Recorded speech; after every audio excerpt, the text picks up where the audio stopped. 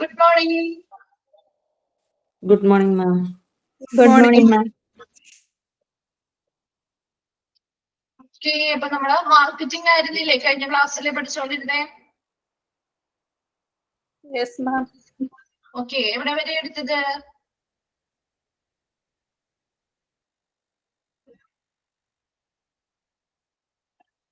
Steps പറഞ്ഞിരുന്നില്ലേ? Step 6 commercialization വരെ. Commercialisation വരെ പറഞ്ഞു അല്ലെ? ഓക്കെ, നമുക്ക് ജസ്റ്റ് ഒന്ന് റിവൈൻഡ് ചെയ്തിട്ട് ബാക്കി ഭാഗത്തേക്ക് പോവാം. ഓക്കെ, ഇപ്പൊ നമ്മള് പുതിയൊരു പ്രൊഡക്റ്റ് ഉണ്ടാക്കുന്നതുമായി ബന്ധപ്പെട്ട് അല്ലെ, പുതിയ പ്രൊഡക്റ്റ് ഡെവലപ്പ് ചെയ്യുന്നതുമായി ബന്ധപ്പെട്ട് അല്ലെങ്കിൽ റീഡിസൈനിങ് ആൻ ഓൾഡ് വൺ, ഒരു പഴയ ഐറ്റത്തെ പുനർ ആവിഷ്കരിക്കുക അല്ലെ, റീഡിസൈനിങ് ചെയ്യുക, പുനർരൂപകൽപ്പന ചെയ്യുക, അങ്ങനെയുള്ളതുമായി ബന്ധപ്പെട്ട് വരുന്ന കുറച്ച് സ്റ്റെപ്പുകളാണ് നമ്മൾ പറഞ്ഞത്. ഒരു 6 സ്റ്റെപ്പ് പറഞ്ഞിരുന്നു. ഏതൊക്കെയായിരുന്നു?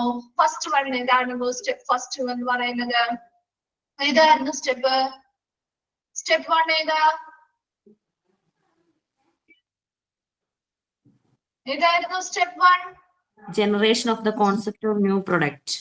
Generation of the concept of new product. ഒരു പുതിയ പ്രൊഡക്റ്റ് ഉണ്ടാക്കുന്നതുമായി ബന്ധപ്പെട്ട ഐഡിയാസ് അല്ലെങ്കിൽ ആശയങ്ങൾ രൂപീകരിക്കുക അല്ലെ, ഐഡിയാസ് ജനറേറ്റ് ചെയ്തെടുക്കുക.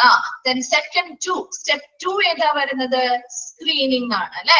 സ്ക്രീനിങ്ങിൽ എന്തൊക്കെ വരും? നമ്മൾ ആ ഒരു ഐഡിയ എത്രത്തോളം പ്രാവർത്തികമാക്കാൻ പറ്റും അല്ലെ, ഐഡിയ എന്തൊക്കെ രീതിയിൽ നല്ല ഒരു ഗുഡ് സെയിൽ പ്രോമിസ് ചെയ്യുന്നതാണോ, അതുപോലെ കമ്പനിയുടെ ഒബ്ജക്റ്റീവ്സിനനുസരിച്ചുള്ളതാണോ, അതുപോലെ അതിനനുസരിച്ചുള്ള എല്ലാ കാര്യങ്ങളും നമ്മൾ പരിശോധിച്ച് ഏത് ഐഡിയ വേണം മുന്നോട്ട് കൊണ്ടുപോകാൻ എന്നുള്ള ഒരു ഡിസിഷൻ എടുക്കുന്നു അല്ലെ, തീരുമാനം എടുക്കുകയാണ്. അതുപോലെ കുറച്ച് കാര്യങ്ങൾ നമ്മൾ ചെക്ക് ചെയ്യുന്നുണ്ട്. എന്തൊക്കെ കാര്യങ്ങളാ ചെക്ക് ചെയ്യുന്നേ? എന്തൊക്കെ കാര്യങ്ങളാണ് ചെക്ക് ചെയ്യുന്നത്? എന്തൊക്കെയാ ചെക്ക് ചെയ്യുന്നേ?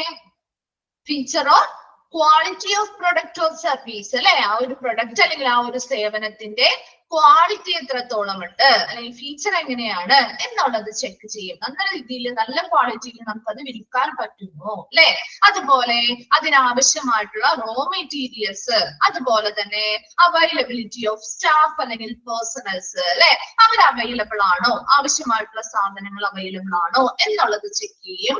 അതുപോലെ കമ്പനിയുടെ ആ ഒരു കേപ്പബിലിറ്റി അല്ലെങ്കിൽ കഴിവ് എത്രത്തോളം ഉണ്ട് എന്നുള്ളത് ചെക്ക് ചെയ്യും. അതുപോലെ അടിസ്ഥാനപരമായിട്ടുള്ള സൗകര്യങ്ങൾ സെയിൽ ചെയ്യാനും അത് ഡിസ്ട്രിബ്യൂഷനൊക്കെ വേണ്ടിയിട്ടുള്ള അടിസ്ഥാന സൗകര്യങ്ങൾ ആ ഒരു കമ്പനിക്ക് ഉണ്ടോ എന്ന കാര്യങ്ങൾ കൂടി നമ്മൾ ചെക്ക് ചെയ്യുന്നതാണ് സ്ക്രീനിങ്ങിൽ വരുന്നത്. ഇനി സ്റ്റെപ്പ് 3 വരുമ്പോൾ അതെന്താ വരിക?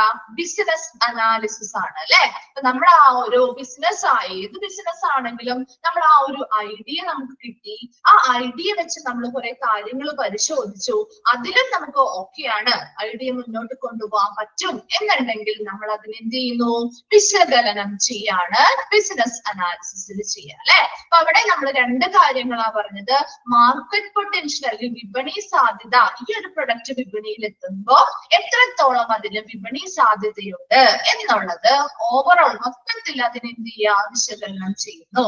രണ്ടാമതായി പറഞ്ഞ എന്താ? അവിടെ ആ ഒരു പ്രൊഡക്റ്റിന്റെ പ്രൊഡക്ഷൻ നടത്താൻ, ഉത്പാദനം നടത്താൻ, പ്രൊമോഷന് വേണ്ടിയിട്ട്, ഡിസ്ട്രിബ്യൂഷന് വേണ്ടിയിട്ടൊക്കെയുള്ള സാമ്പത്തികപരമായിട്ടുള്ള വിഭവങ്ങൾ ആ ഒരു കമ്പനിക്ക് ഉണ്ടോ എന്നുള്ളതും കൂടി വിശകലനം ചെയ്യണം.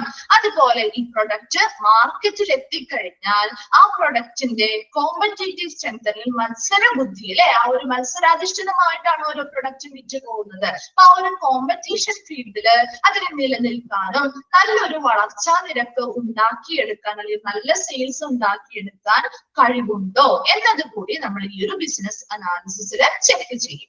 ഇനി 4th സ്റ്റെപ്പ് വരെ വരുമ്പോ എന്താ പ്രൊഡക്റ്റ് ഡെവലപ്മെന്റ് ആണ്. പ്രൊഡക്റ്റിനെ എന്ത് ചെയ്യുന്നു, വികസിപ്പിക്കുകയാണ് ചെയ്യുന്നത് അല്ലെ, അത് ഉണ്ടാക്കുന്നു. അതിന് വേണ്ടിയിട്ടായിട്ടുള്ള എല്ലാ ഐഡിയാസും ഈ കസ്റ്റമേഴ്സിന്റെ അവരുടെ അഭിപ്രായം അല്ലെങ്കിൽ അവരുടെ പ്രതികരണം അനുസരിച്ച് അവരുടെ ആവശ്യകതകൾക്കനുസരിച്ച് എങ്ങനെ പ്രൊഡക്റ്റ് ഉണ്ടാക്കണം, എങ്ങനെ പാക്കേജിങ് ചെയ്യണം, എങ്ങനെ അത് ബ്രാൻഡിങ് ചെയ്യണം മുതലായ എല്ലാ ഐഡിയകളും തയ്യാറാക്കുന്നത് ആരാണ്? മാർക്കറ്റിംഗ് ഡിപ്പാർട്ട്മെന്റ് ആണ്. ഈ ഐഡിയാസിനെ എല്ലാം ഫൈനൽ പ്രൊഡക്റ്റ് ആക്കി മാറ്റുന്നത് എഞ്ചിനീയറിംഗ് ഡിപ്പാർട്ട്മെന്റ് ആണ്. ഇനി നെക്സ്റ്റ് സ്റ്റെപ്പ് ആണ് സ്റ്റെപ്പ് 5. ഏതായിരുന്നു സ്റ്റെപ്പ് 5 എന്ന് പറയുന്നത്? ടെസ്റ്റ് മാർക്കറ്റിംഗ് ചെയ്യാണ് അല്ലെ. ടെസ്റ്റ് മാർക്കറ്റിംഗിൽ എന്താ നമ്മൾ പറഞ്ഞത്? ഒരു പുതിയ പ്രൊഡക്റ്റ് മാർക്കറ്റിലേക്ക് എത്തുമ്പോൾ അവിടെയുള്ള ഉപഭോക്താക്കൾക്ക് ആ പ്രൊഡക്റ്റിനോടുള്ള റെസ്പോൺസ് അല്ലെങ്കിൽ റിയാക്ഷൻസ് എങ്ങനെയാണ് അല്ലെ, പ്രതികരണം എങ്ങനെയാണ് എന്നുള്ളത് നമ്മൾ ടെസ്റ്റ് ചെയ്യുകയാണ് ടെസ്റ്റ് മാർക്കറ്റിംഗിലൂടെ ചെയ്യുന്നത്. അപ്പൊ കൂടുതൽ ആളുകൾ ആ ഒരു പുതിയ പ്രൊഡക്റ്റ് മുന്നേ അട്രാക്ട് ചെയ്ത് അല്ലെങ്കിൽ ആകർഷിച്ച് വരുന്നുണ്ട്, അത് കൂടുതൽ സെയിലായി പോകുന്നുണ്ട് എന്ന് മനസ്സിലാക്കി കഴിഞ്ഞാൽ അവരെന്ത് ചെയ്യുന്നു? നെക്സ്റ്റ് സ്റ്റെപ്പില് കൊമേഴ്ഷ്യലൈസേഷൻ അല്ലെ, ഫുൾ സ്കെയിൽ മാർക്കറ്റിംഗ്, വൻതോതിലുള്ള വിൽപ്പനകൾ നടത്തുന്നു. ക്ലിയർ ആണോ ആ ഒരു 6 സ്റ്റെപ്പും? ഓക്കെ ആണോ? നെക്സ്റ്റ് ഭാഗത്തേക്ക് പോയിക്കോട്ടെ. ഓക്കെ,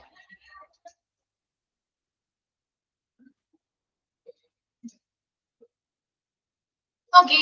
നെക്സ്റ്റ് നമ്മൾ ഇനി ഹോസ്പിറ്റൽ മാർക്കറ്റിംഗിലേക്ക് കടക്കുകയാണ് കേട്ടോ. നമ്മൾ ഇത്രയും കാര്യങ്ങൾ പറഞ്ഞത് ജനറൽ ആയിട്ടുള്ള കുറച്ച് കാര്യങ്ങളാ പറഞ്ഞത് അല്ലെ. അപ്പൊ ഇനി നമ്മൾ മെയിൻ ആയിട്ടുള്ള ഹോസ്പിറ്റൽ മാർക്കറ്റിംഗിലേക്ക് കടക്കുകയാണ്. Steps involved in marketing A new hospital, ഒരു പുതിയ ഹോസ്പിറ്റല്, അതുമായി ബന്ധപ്പെട്ടുള്ള മാർക്കറ്റിംഗ് എന്തൊക്കെ സ്റ്റെപ്പുകൾ ഇൻവോൾവ് ആയിട്ടുണ്ട്. ഇനി അതിൽ എന്താണ് ഒരു ഹോസ്പിറ്റൽ മാർക്കറ്റിംഗ് എന്നുള്ളത് നമ്മൾ ഓൾറെഡി ജനറൽ ആയിട്ടുള്ള കുറച്ച് കാര്യങ്ങൾ ഈ ഒരു ചാപ്റ്റർ സ്റ്റാർട്ട് ചെയ്തപ്പോൾ തന്നെ നമ്മൾ പറഞ്ഞതാണല്ലോ അല്ലെ. ആ കാര്യങ്ങളൊക്കെ തന്നെയാണ് ഇവിടെയും വരുന്നത്. നോക്കിയേ, എന്താണ് ഒരു ഹോസ്പിറ്റൽ മാർക്കറ്റിംഗിൽ പ്രധാനമായിട്ടും എന്തൊക്കെ കാര്യങ്ങളാ വരാന്ന്? The hospital marketing function has been broadly adopted as a way to learn about markets അല്ലെ. നമ്മുടെ വിപണി അല്ലെങ്കിൽ മാർക്കറ്റ്സിനെ കുറിച്ച് പഠിക്കുക, അതുപോലെ തന്നെ അട്രാക്ട് സഫിഷ്യന്റ് റിസോഴ്സസ്, മതിയായ വിഭവങ്ങള് അല്ലെ. ഇപ്പൊ മതിയായ വിഭവങ്ങൾ എന്ന് പറയുമ്പോൾ നമ്മുടെ ഇവിടെ ഹോസ്പിറ്റലിൽ നല്ല നല്ല സർവീസുകള്, നല്ല നല്ല ആളുകൾക്ക് സേവനങ്ങൾ നൽകാൻ വേണ്ടി നല്ല നല്ല സ്റ്റാഫുകൾ ഉൾപ്പെടുത്തുന്നു അല്ലെ.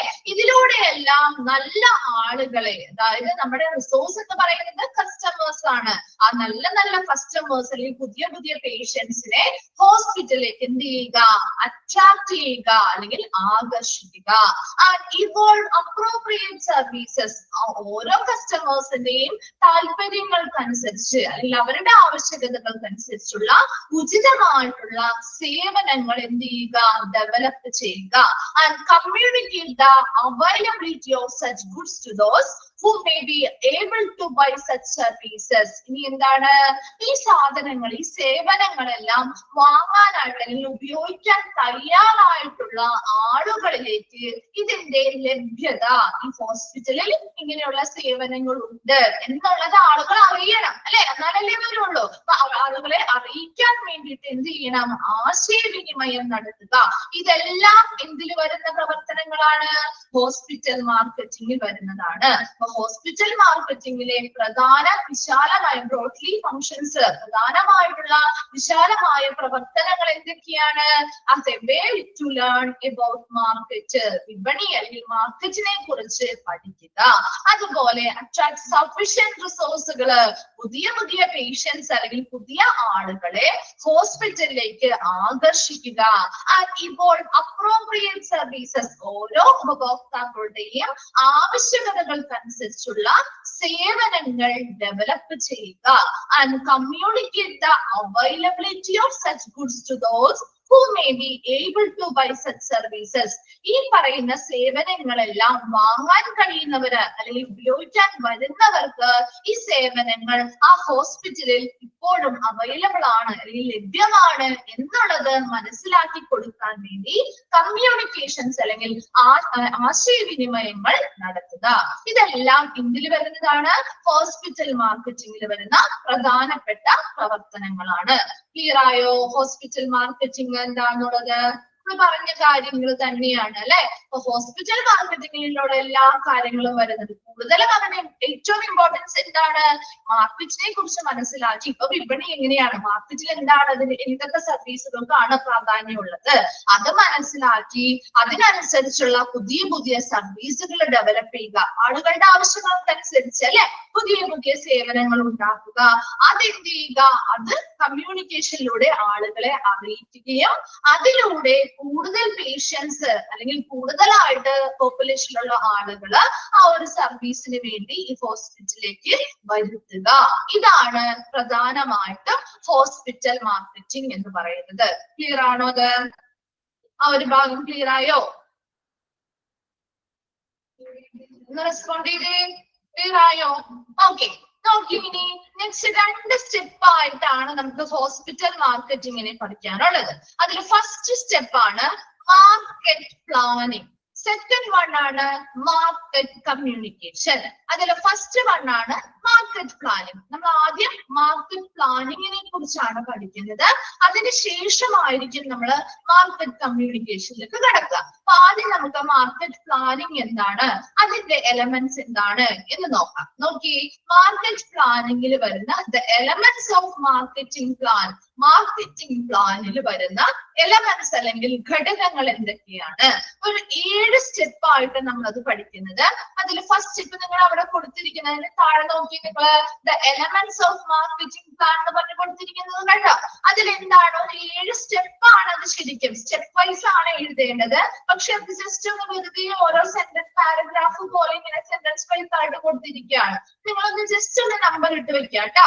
നോക്കി, ഫസ്റ്റ് വൺ ആണ് set your marketing goals. Okay, അതാണ് ഫസ്റ്റ് വൺ. ഫസ്റ്റ് സ്റ്റെപ്പ് ആണ് set your marketing goals. Second one ആണ് conduct market research. Second one conduct market research. Third one ആണ് അനലൈസ് റിസർച്ച്. തേർഡ് വൺ ആണ് analyse research. Fourth one ആണ് identify a budget and identify a budget. Next one ആണ് identify a budget. Then fifth one ആണ് develop market strategies. Develop market strategies. Then sixth one, development and implementation schedule. Develop and implementation schedule. Last seventh one ആണ് create and evaluation process. Create and evaluation process.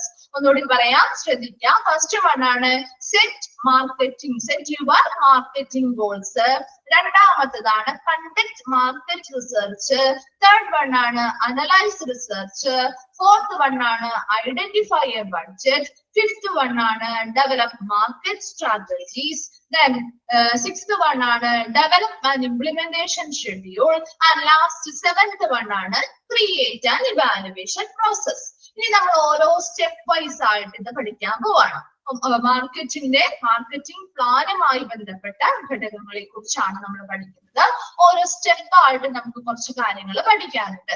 അതിനുശേഷം നമുക്ക് marketing കമ്മ്യൂണിക്കേഷനിലേക്ക് പോകാം. നോക്കി, first one ആണ്, first step ആണ് set marketing goals. എന്തായിരിക്കും marketing goals? എന്ത് ചെയ്യുക? സെറ്റ് ചെയ്യുക. ഗോൾസ് എന്ന് പറയുന്ന ലക്ഷ്യങ്ങൾ അല്ലെ. ലക്ഷ്യങ്ങള്, മാർക്കറ്റിംഗുമായി ബന്ധപ്പെട്ടുള്ള ലക്ഷ്യങ്ങൾ സെറ്റ് ചെയ്യുക.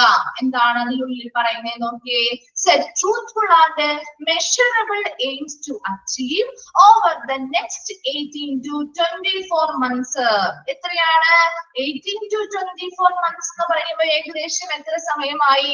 2 വർഷത്തെയുള്ള ഒരു കാലാവധിയായി അല്ലെ. അപ്പൊ ആ ഒരു 2 വർഷത്തിനുള്ളില് അല്ലെങ്കിൽ 18 മുതൽ 24 മാസത്തിനുള്ളില് അച്ചീവ് ചെയ്യാൻ പറ്റുന്ന അല്ലെങ്കിൽ നേടിയെടുക്കാൻ പറ്റുന്ന രീതിയിലുള്ള ലക്ഷ്യങ്ങളായിരിക്കണം സെറ്റ് ചെയ്യേണ്ടത്. എന്താണ് ഇനി സെറ്റ് ചെയ്യുന്ന ആ ഒരു ലക്ഷ്യം അല്ലെങ്കിൽ ഗോൾ എന്ന് പറയുന്നത് എങ്ങനെയായിരിക്കണം? ട്രൂത്ത്ഫുൾ ആയിരിക്കണം, എന്താണ് സത്യസന്ധമായതും മെഷറബിൾ ആയിരിക്കണം. എന്താണ് മെഷറബിൾ? അളക്കാൻ പറ്റുന്നതായിരിക്കണം. എന്ന് വെച്ചാൽ എന്താ, നമ്മളൊരു സർവീസ് കൂടുതലായിട്ട് ഹോസ്പിറ്റലിലേക്ക് പുതിയതായി കൊണ്ടുവന്നു. ആ കൊണ്ടുവന്ന സർവീസ് അതിന് നല്ല പ്രോഗ്രസ് ഉണ്ടോ അല്ലെങ്കിൽ പുരോഗതി ഉണ്ടാവുന്നുണ്ടോ? ഹോസ്പിറ്റലിൽ പുതിയ ആ ഒരു സർവീസ് കൊണ്ടുവന്നതിന് ശേഷം പുതിയ പേഷ്യൻസ് വരുന്നുണ്ടോ എന്നൊക്കെ നമുക്ക് എന്ത് ചെയ്യാൻ പറ്റണം? മെഷർ ചെയ്യാൻ പറ്റണം. അതിന്റെ ആ ഒരു പ്രോഗ്രസ് നമുക്ക് കണക്കാക്കാൻ പറ്റുന്നുണ്ടെങ്കിൽ അതിന് അനുസരിച്ചുള്ള ഒരു എയിം അല്ലെങ്കിൽ ഒബ്ജക്റ്റീവ് അല്ലെങ്കിൽ ഒരു ലക്ഷ്യമായി ഗോളായിരിക്കണം നിങ്ങൾ സെറ്റ് ചെയ്യേണ്ടത്. അപ്പൊ ഹോസ്പിറ്റലുമായി ബന്ധപ്പെട്ട് ആദ്യം നമ്മൾ ഒരു ലക്ഷ്യം അല്ലെങ്കിൽ ഒരു ഗോള് സെറ്റ് ചെയ്യുകയാണ് ചെയ്യുന്നത്. അത് ആ ഒരു മാർക്കറ്റിംഗുമായി ബന്ധപ്പെട്ട് ഒരു ഗോള് സെറ്റ് ചെയ്യുമ്പോൾ അതിന് എത്ര കാലാവധിയാണോ ആ ഒരു ലക്ഷ്യം നേടിയെടുക്കാനുള്ളത്? 18 മുതൽ 24 മാസം അല്ലെങ്കിൽ ഒരു ഏകദേശം 2 വർഷത്തിനുള്ളിൽ നേടിയെടുക്കാൻ പറ്റുന്ന ഒരു ലക്ഷ്യമായിരിക്കണം സെറ്റ് ചെയ്യേണ്ടത്. അതെന്തുകൊണ്ടാണ് അങ്ങനെ ആ ഒരു 2 വർഷത്തിനുള്ളിൽ എന്നുള്ളത് കാലാവധി പറയുന്നത് നോക്കി. Due to the swift change happening in the health care environment. എന്താണ്, നമ്മുടെ ആ ഒരു ഹെൽത്ത് കെയർ എൻവയോൺമെന്റ് അല്ലെങ്കിൽ ആരോഗ്യ പരിപാലന ആ ഒരു അന്തരീക്ഷത്തില് പെട്ടെന്ന് സ്വിഫ്റ്റ് എന്ന് പറയുന്നത് പെട്ടെന്ന് മാറ്റങ്ങൾ സംഭവിക്കുന്നുണ്ട് അല്ലെ. നമ്മളാണെങ്കിലും മുൻപ് ഇപ്പൊ 1 വർഷത്തിന് മുൻപ് ഒരു ഹോസ്പിറ്റലിൽ നമ്മൾ എന്തെങ്കിലും ഒരു കാര്യത്തിന് പോയി, പിന്നീട് പോകുമ്പോ അതേ സർവീസ് തന്നെ ആയിരിക്കും അവിടെ കൊടുക്കുക. ഒത്തിരി അഡ്വാൻസ്മെന്റ്സ് അല്ലെ, ഒത്തിരി പുതിയ ടെക്നോളജീസ് വരുന്നുണ്ട്, പുതിയ മെഷീൻസ് വരുന്നുണ്ട്. അപ്പൊ ആ സർവീസുകളൊക്കെ കുറച്ചുകൂടി അഡ്വാൻസ്ഡ് ആയിട്ടല്ലേ നമുക്ക് പിന്നെ കിട്ടുക. എപ്പോഴും പണ്ടത്തെ പോലെയാണോ ഇപ്പോഴും ആ ഹോസ്പിറ്റലിന്റെ സർവീസും കാര്യങ്ങളും ഉള്ളത്? വ്യത്യാസങ്ങളുണ്ട് അല്ലെ, പുതിയ ചേഞ്ചസ് വരുന്നുണ്ട്. അപ്പൊ അങ്ങനെയുള്ള ചേഞ്ചസ് പെട്ടെന്ന് ഈ ഒരു ആരോഗ്യ മേഖലയിൽ ഉണ്ടാവുന്നത് കൊണ്ട് തന്നെ we don't suggest planning specific activities more than 2 years in advance. അതുകൊണ്ട് തന്നെ ഒരു 2 വർഷത്തിൽ കൂടുതൽ സമയം നമുക്ക് ആ ഒരു സ്പെസിഫിക് ആക്ടിവിറ്റി ചെയ്യാനായിട്ട് അല്ലെങ്കിൽ പ്ലാൻ ചെയ്യാനായിട്ട് നിർദ്ദേശിക്കാനായിട്ട് സാധിക്കില്ല. അപ്പൊ അതുകൊണ്ടാണ് ഒരു 24 മാസം അല്ലെങ്കിൽ ഒരു ഏകദേശം 2 വർഷത്തിനുള്ളിൽ നേടിയെടുക്കാൻ പറ്റുന്ന രീതിയിലുള്ള ഒരു ഗോളായിരിക്കണം സെറ്റ് ചെയ്യേണ്ടത് എന്ന് പറയുന്നത്.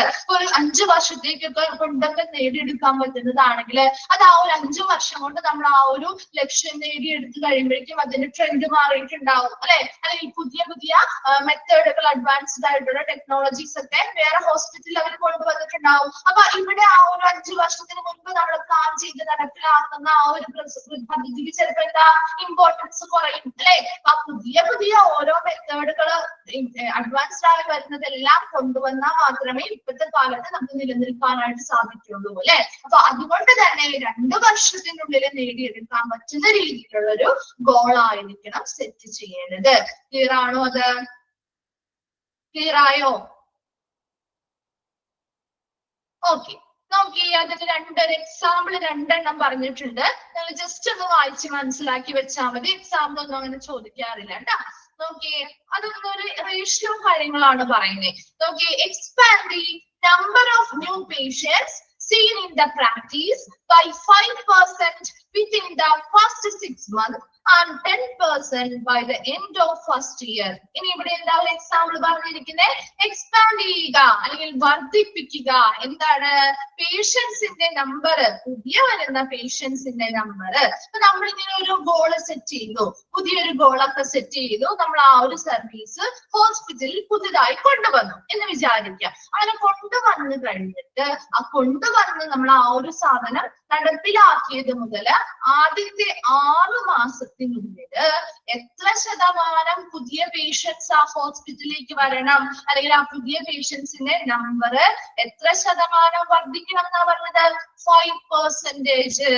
ആ ഒരു ഉണ്ടായിരുന്ന ആളുകള് പുതിയ പേഷ്യൻസ് വരും. ഓൾറെഡി അവിടെ ഹോസ്പിറ്റലിൽ പുതിയ പേഷ്യൻസ് വരുമല്ലോ. അപ്പൊ ആ ഉണ്ടായിരുന്നതിൽ കൂടുതൽ 5% പുതിയ പേഷ്യൻസിന്റെ നമ്പർ വർദ്ധിക്കണം. എന്നാൽ മാത്രമല്ല ഈ സർവീസ് നല്ല രീതിയിൽ മുന്നോട്ട് പോകുന്നുണ്ട്, ആ ഹോസ്പിറ്റലിന് ലാഭം ഉണ്ടാകുന്നുണ്ടെന്ന് അവർക്ക് ബോധ്യമാവുള്ളൂ. അപ്പൊ അതിനു വേണ്ടിയിട്ട് ആദ്യത്തെ 6 മാസം ആ ഒരു സർവീസ് നടപ്പിലാക്കി ആദ്യത്തെ 6 മാസത്തില് പുതിയ വരുന്ന പേഷ്യൻസിന്റെ നമ്പർ 5% വർദ്ധിക്കണം. ഇനി 10% by the end of first year. ഇനി ആ ഒരു ആദ്യ വർഷത്തിന്റെ അവസാനമാവുമ്പോഴേക്കും 6 മാസത്തിനുള്ളില് 5% വർദ്ധിക്കണം എന്ന് നമ്മൾ പറഞ്ഞു. ഇനി ആ ഒരു വർഷാവസാനമാവുമ്പോഴേക്കും അത് എത്ര ശതമാനമായി വർദ്ധിക്കണം? 10% വർദ്ധിക്കണം. ക്ലിയർ ആയോ? സെക്കൻഡ് എക്സാമ്പിൾ നോക്കി. Expand your gross revenue. എന്താ ഗ്രോസ് റവന്യൂ? മൊത്ത വരുമാനം അല്ലെ? എക്സ്പാൻഡ് യുവർ ഗ്രോസ് റവന്യൂ അല്ലെങ്കിൽ മൊത്ത വരുമാനം. ആ ഒരു 24 മന്ത് എന്ന് പറഞ്ഞ എത്രയാ? 2 വർഷം അല്ലെ? ആ ഒരു 2 വർഷത്തിനുള്ളില് ആ ഹോസ്പിറ്റലിന്റെ മൊത്ത വരുമാനം എത്ര ശതമാനം വർദ്ധിക്കണം? 30% വർദ്ധിക്കണം. അപ്പൊ അങ്ങനെയുള്ള, അതായത് ഈ പറയുന്ന കണക്ക് പ്രകാരം ഇതുപോലെ നല്ല രീതിയിൽ പ്രോഫിറ്റ് ഉണ്ടാവുന്ന അല്ലെങ്കിൽ നല്ല രീതിയിൽ ആ ഹോസ്പിറ്റലിൽ ലാഭം ഉണ്ടാവുന്ന രീതിയിലുള്ള ഒരു സർവീസ് അല്ലെങ്കിൽ ഗോൾ ആയിരിക്കണം നമ്മൾ സെറ്റ് ചെയ്യേണ്ടത്. അപ്പൊ അത് നടപ്പിലാക്കുമ്പോൾ ഇങ്ങനെയുള്ള വർധനവുകള് അവരുടേതായ കാര്യങ്ങളിൽ ഉണ്ടായിരിക്കണം. അതിനനുസരിച്ചുള്ള എന്തായിരിക്കണം? ഒരു ഗോൾ ആയിരിക്കണം സെറ്റ് ചെയ്യുന്നത്. ആദ്യത്തെ ഒരു 6 മാസത്തിനുള്ളില് 5% പുതിയ വരുന്ന പേഷ്യൻസിന്റെ നമ്പർ വർദ്ധിക്കണം. അത് ആ ഒരു വർഷം അവസാനമാകുമ്പോഴേക്കും അത് എത്ര ശതമാനമാവണം? 10% വർദ്ധിക്കണം. ഇനി ഒരു 2 വർഷത്തെ കാലാവധി എടുത്തു നോക്കുമ്പോ ആ ഹോസ്പിറ്റലിന്റെ മൊത്ത വരുമാനം 30% ഈ ഒരു സർവീസ് നടപ്പിലാക്കുന്നത് വഴി വർദ്ധിച്ചിരിക്കണം. അതുപോലെയുള്ള ഒരു സർവീസ് ആയിരിക്കണം നമ്മൾ സെറ്റ് ചെയ്യേണ്ടത്. ക്ലിയർ ആണോ? ആ ഒരു ഫസ്റ്റ് സ്റ്റെപ്പ് ക്ലിയർ ആണോ? Set your marketing goals. Clear ആണോ? ഓക്കെ. നെക്സ്റ്റ് വരുന്ന സ്റ്റെപ്പാണ് കണ്ടക്ട് മാർക്കറ്റ് റിസർച്ച്. മാർക്കറ്റ് റിസർച്ചുകള് കണ്ടക്ട് ചെയ്യുക. അപ്പൊ നമ്മൾ എല്ലാത്തിലും പഠിച്ചില്ല. കഴിഞ്ഞ പ്രാവശ്യം നമ്മൾ പഠിച്ചു എന്താണ്? ഒരു ഗോൾ സെറ്റ് ചെയ്യുന്നു, അതിനുശേഷം നമ്മൾ മാർക്കറ്റിലോട്ട് റിസർച്ചുകൾ അല്ലെങ്കിൽ ഗവേഷണങ്ങൾ നടത്തുന്നു. വിപണിയിൽ ഈ ഒരു പ്രൊഡക്റ്റിന് എത്രത്തോളം ഇമ്പോർട്ടൻസ് ഉണ്ട്, അതെങ്ങനെയാണ്, അതുമായി ബന്ധപ്പെട്ട തീരുമാനങ്ങൾ എടുക്കാൻ വേണ്ടിയിട്ട് കുറെ ഇൻഫർമേഷൻസും കാര്യങ്ങളും നമ്മൾ കളക്ട് ചെയ്യും അല്ലെ? അപ്പൊ അതാണ് മാർക്കറ്റ് റിസർച്ചുകൾ ചെയ്യുന്നത്. സെക്കൻഡ് സ്റ്റെപ്പ് എന്തായിരുന്നു? Conduct market research. നോക്കി ആ ഫസ്റ്റ് സെന്റൻസ് തന്നെ നിങ്ങൾ ഒന്ന് അണ്ടർലൈൻ ചെയ്തിട്ടോ. Market research is the process of systematically collecting, recording and examining data and information. ഒന്ന് അണ്ടർലൈൻ ചെയ്തിട്ടേ. Market research is the process of systematically collecting, recording and examining data and information. അപ്പൊ ഇവിടെ നമ്മൾ ഏത് ഗോളാണോ ആ ഒരു ഹോസ്പിറ്റലുമായി ബന്ധപ്പെട്ട് സെറ്റ് ചെയ്തിരിക്കുന്നത്, ആ ഒരു ഐഡിയയെ ബേസ് ചെയ്തുകൊണ്ട് നമ്മൾ എന്ത് ചെയ്യുന്നു? മാർക്കറ്റ് റിസർച്ചുകൾ നടത്തുന്നു. ഇതിലെന്താ ചെയ്യുന്നത്? ആ ഒരു ഐഡിയാസുമായി ബന്ധപ്പെട്ടുള്ള എല്ലാ ഇൻഫർമേഷൻസും ഡേറ്റാസും സിസ്റ്റമാറ്റിക്കലി ക്രമാനുഗതമായി കളക്ട് ചെയ്യുന്നു, റെക്കോർഡ് ചെയ്യുന്നു, അതെന്ത് ചെയ്യുന്നു? എക്സാമിനിങ് ചെയ്യുന്നു, പരിശോധിക്കുന്നു. അപ്പൊ ഈ കിട്ടിയിരിക്കുന്ന ഇങ്ങനെയുള്ള ആ ഒരു ഐഡിയ പ്രകാരമുള്ള ഡേറ്റാസും ഇൻഫർമേഷൻസും കളക്ട് ചെയ്യുന്നു, റെക്കോർഡ് ചെയ്യുക മാത്രമല്ല അത് പരിശോധിച്ച് എന്ത് ചെയ്യുന്നു? പുതിയ പുതിയ കണ്ടെത്തലുകളിലേക്ക് എത്തുന്നു അല്ലെ? അപ്പൊ നോക്കിയേ, ഇവിടെ നമ്മൾ ആ ഒരു മാർക്കറ്റ് റിസർച്ച് ചെയ്യുന്നത് കൊണ്ട് ആരെ കുറിച്ചുള്ള കാര്യങ്ങൾ നമുക്ക് അറിയാൻ പറ്റും. എബൌട്ട് കസ്റ്റമേഴ്സ് അല്ലെ? ഒരു കോമെന്റ് കേട്ടോ അവിടെ. എബൌട്ട് കസ്റ്റമേഴ്സ്, നമ്മുടെ ഉപഭോക്താക്കൾ ആരൊക്കെയാണ് എന്നുള്ളത് അറിയാൻ പറ്റും അല്ലെ? ഈ ഒരു പ്രൊഡക്റ്റ് മാർക്കറ്റിലേക്ക് എത്തിയാൽ ആരൊക്കെയായിരിക്കും നമ്മുടെ കസ്റ്റമേഴ്സ് ആയിട്ട് വരുന്നത് എന്നുള്ളത് അറിയാൻ പറ്റില്ലേ? രണ്ടാമതായിട്ട് പറയുന്നത് കോമ്പറ്റീറ്റേഴ്സ്. ആരാണ് കോമ്പറ്റീറ്റേഴ്സ് എന്ന് പറയുന്നത്? എതിരാളികൾ അല്ലെ? നമ്മുടെ ഏതൊരു ഫീൽഡിലും കോമ്പറ്റീഷൻ ഉണ്ടാവുമല്ലോ, ഒരുപോലെയുള്ള മറ്റ് പ്രൊഡക്റ്റുകൾ ഉണ്ടാവും. അപ്പൊ അവര് നമ്മുടെ കോമ്പറ്റീറ്റേഴ്സ് ആണ് അല്ലെങ്കിൽ എതിരാളികളാണ്. അവരാരൊക്കെയാണെന്ന് തിരിച്ചറിയാൻ പറ്റും. മൂന്നാമതായിട്ട് ഈ മാർക്കറ്റ് വിപണിയിൽ ഉള്ള ആ ഒരു പ്രൊഡക്റ്റിന്റെ ഇമ്പോർട്ടൻസ് എത്രത്തോളം ഉണ്ട് എന്നുള്ളത് കൂടി നമുക്ക് ഈ ഒരു മാർക്കറ്റ് റിസർച്ച് ചെയ്യുന്നത് വഴി മനസ്സിലാക്കാൻ പറ്റും. And it can be used to decide which portion of the population will buy a product or service based on variables such as age, gender, location and income level. എന്താണ് next പറയുന്നത്? ഇതുവഴി ഈ ഒരു market research ചെയ്യുന്നത് വഴി നമുക്ക് എന്ത് തീരുമാനമാണ് എടുക്കാൻ പറ്റുന്നത്?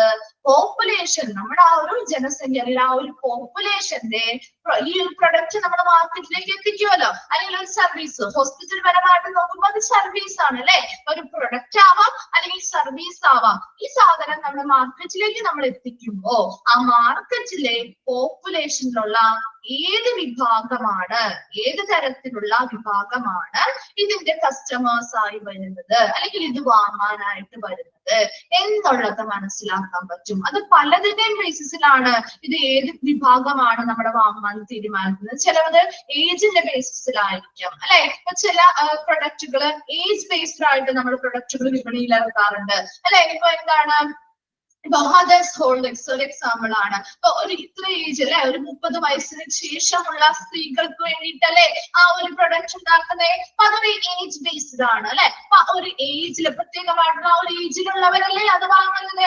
അല്ലാതെ നമ്മള് അല്ലെങ്കിൽ ഒരു 30 ഇയേഴ്സ് മുൻപുള്ളവരോ അല്ലെങ്കിൽ ഒരുപാട് ചെറിയ കുട്ടികൾക്കൊന്നും നമ്മൾ അത് വാങ്ങി കൊടുക്കാറില്ലല്ലോ. ആ പർട്ടിക്കുലർ ഏജിലുള്ളവർ, അതുപോലെ കുഞ്ഞു കുട്ടികൾക്കുള്ള ഭക്ഷണങ്ങളുണ്ട് അല്ലെ.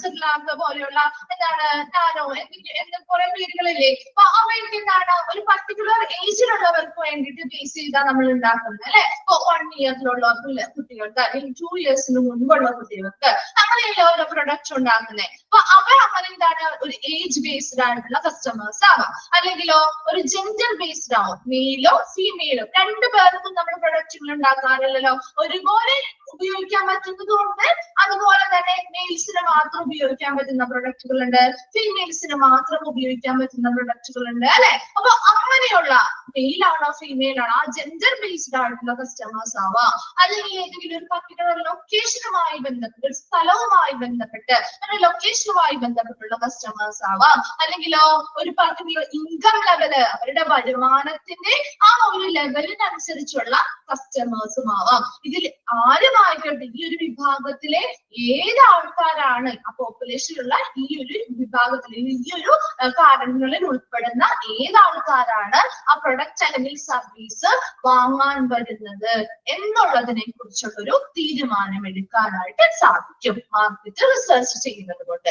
ദെൻ മാർക്കറ്റ് റിസർച്ച് നമുക്ക് പ്രൈമറി നോർമലി നമുക്ക് 2 രീതിയിൽ ചെയ്യാം, പ്രൈമറി ഓർ സെക്കൻഡറി. നമുക്ക് ചെയ്ത് വെച്ചേ market research is normally primary or secondary. നോക്കിയേ എന്താണ് പ്രൈമറി മാർക്കറ്റ് റിസർച്ച് എന്ന് നോക്കിയേ.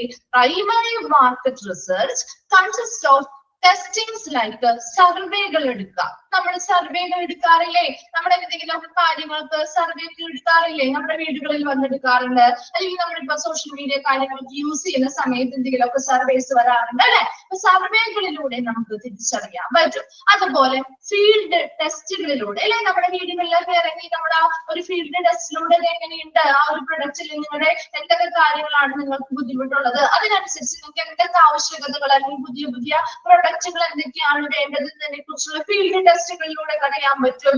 അതുപോലെ നേരിട്ട് നമുക്ക് ഇന്റർവ്യൂസിൽ ആളുകളോടുള്ള ഇന്റർവ്യൂസിൽ ആ ഒരു പർട്ടിക്കുലർ വിഭാഗത്തെ ഉദ്ദേശിച്ചുള്ളതാണെങ്കിൽ അവരുമായിട്ടുള്ള ഇന്ററാക്ഷനിലൂടെ അല്ലെങ്കിൽ ഇന്റർവ്യൂകളിലൂടെ നമുക്ക് അറിയാൻ പറ്റും. ഒബ്സർവേഷൻ നിരീക്ഷണങ്ങളിലൂടെയൊക്കെ നമുക്ക് ഇൻഫർമേഷൻസും ഡേറ്റാസും കളക്ട് ചെയ്യാനായിട്ട് സാധിക്കും ഇല്ലേ.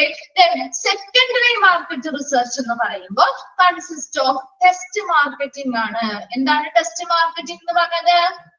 എന്തായിരുന്നു നമ്മള് സ്റ്റെപ്പ് 5 പഠിച്ചില്ലേ? ടെസ്റ്റ് മാർക്കറ്റിംഗ് എന്ന് പറഞ്ഞാൽ എന്താ?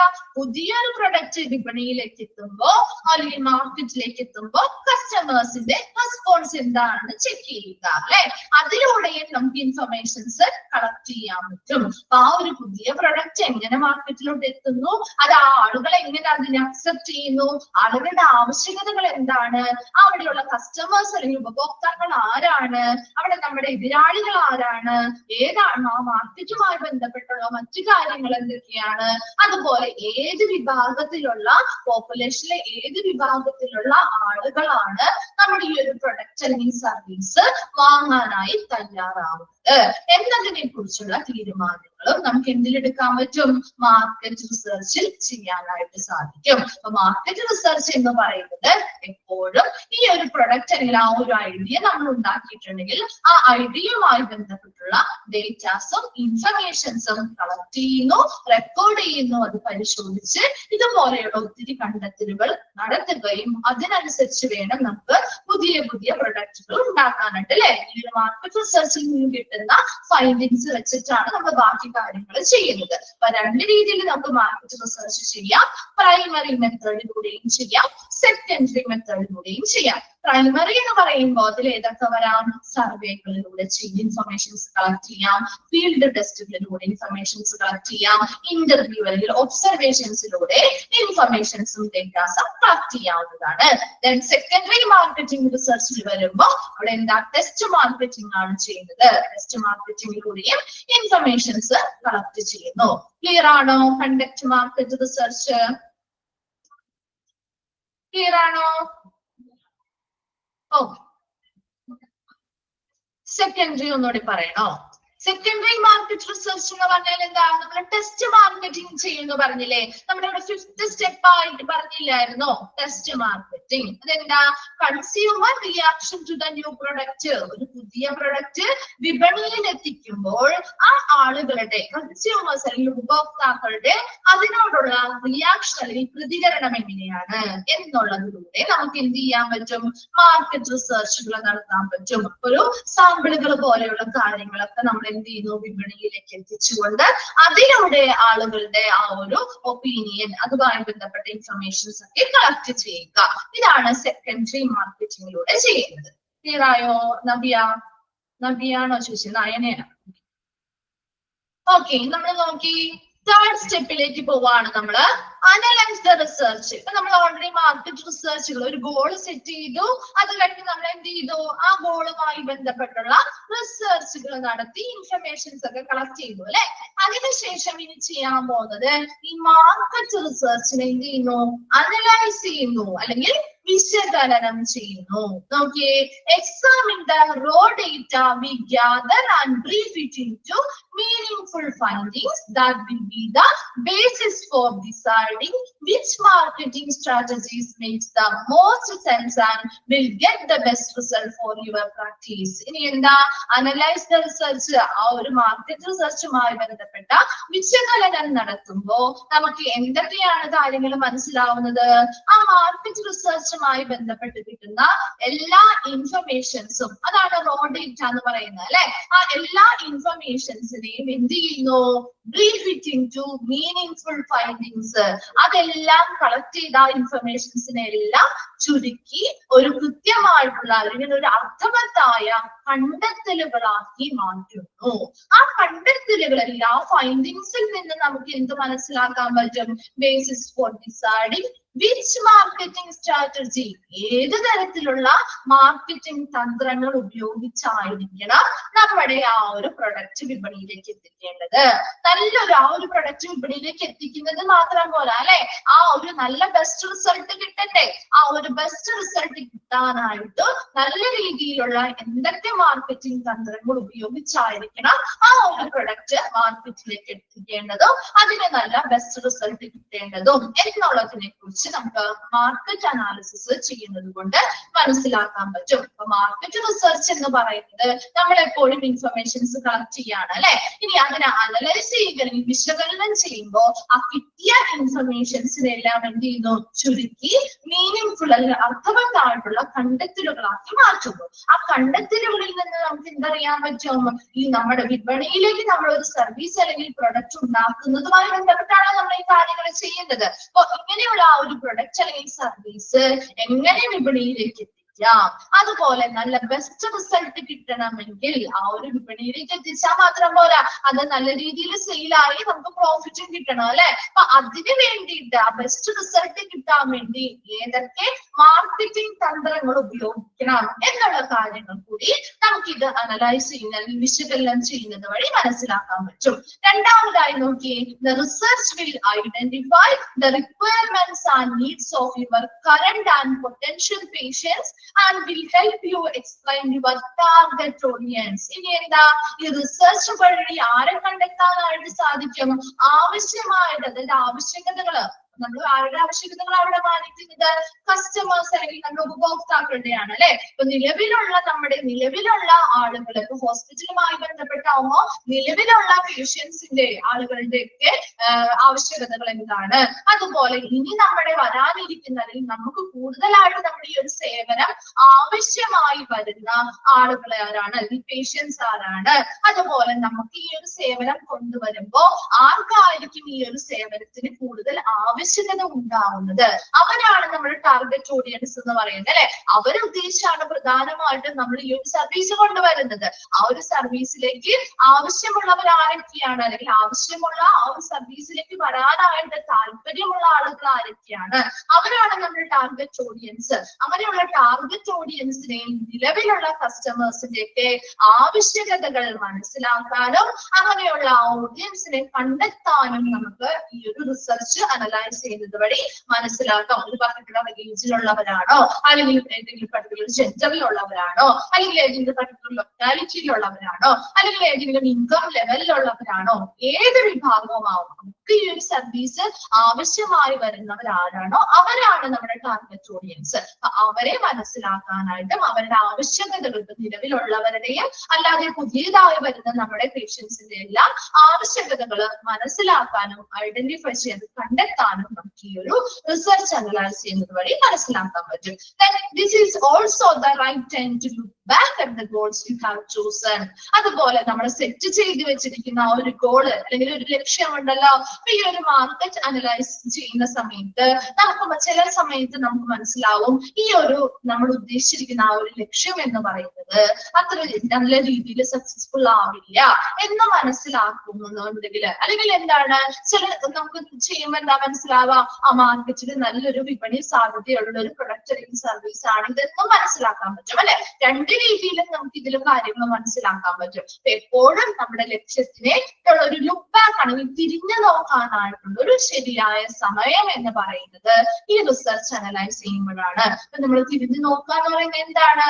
ആ ഒരു മാർക്കറ്റ് സെറ്റ് ചെയ്തിരിക്കുന്ന ഗോൾ എന്ന് പറയുന്നത് ശരിയാണോ, അത് നമുക്ക് നല്ല രീതിയിൽ മുന്നോട്ട് കൊണ്ടുപോയാൽ നല്ല രീതിയിലുള്ള സെയിൽസും കാര്യങ്ങളും പ്രോമിസ് ചെയ്യുന്ന ഒന്നാണോ എന്നുള്ളത് മനസ്സിലാക്കാനും based on your research findings, ഈ റിസർച്ച് ഫൈൻഡിങ്സ് അല്ലെങ്കിൽ കണ്ടെത്തലുകളുടെ ബേസിസിൽ എന്ത് ചെയ്യാം?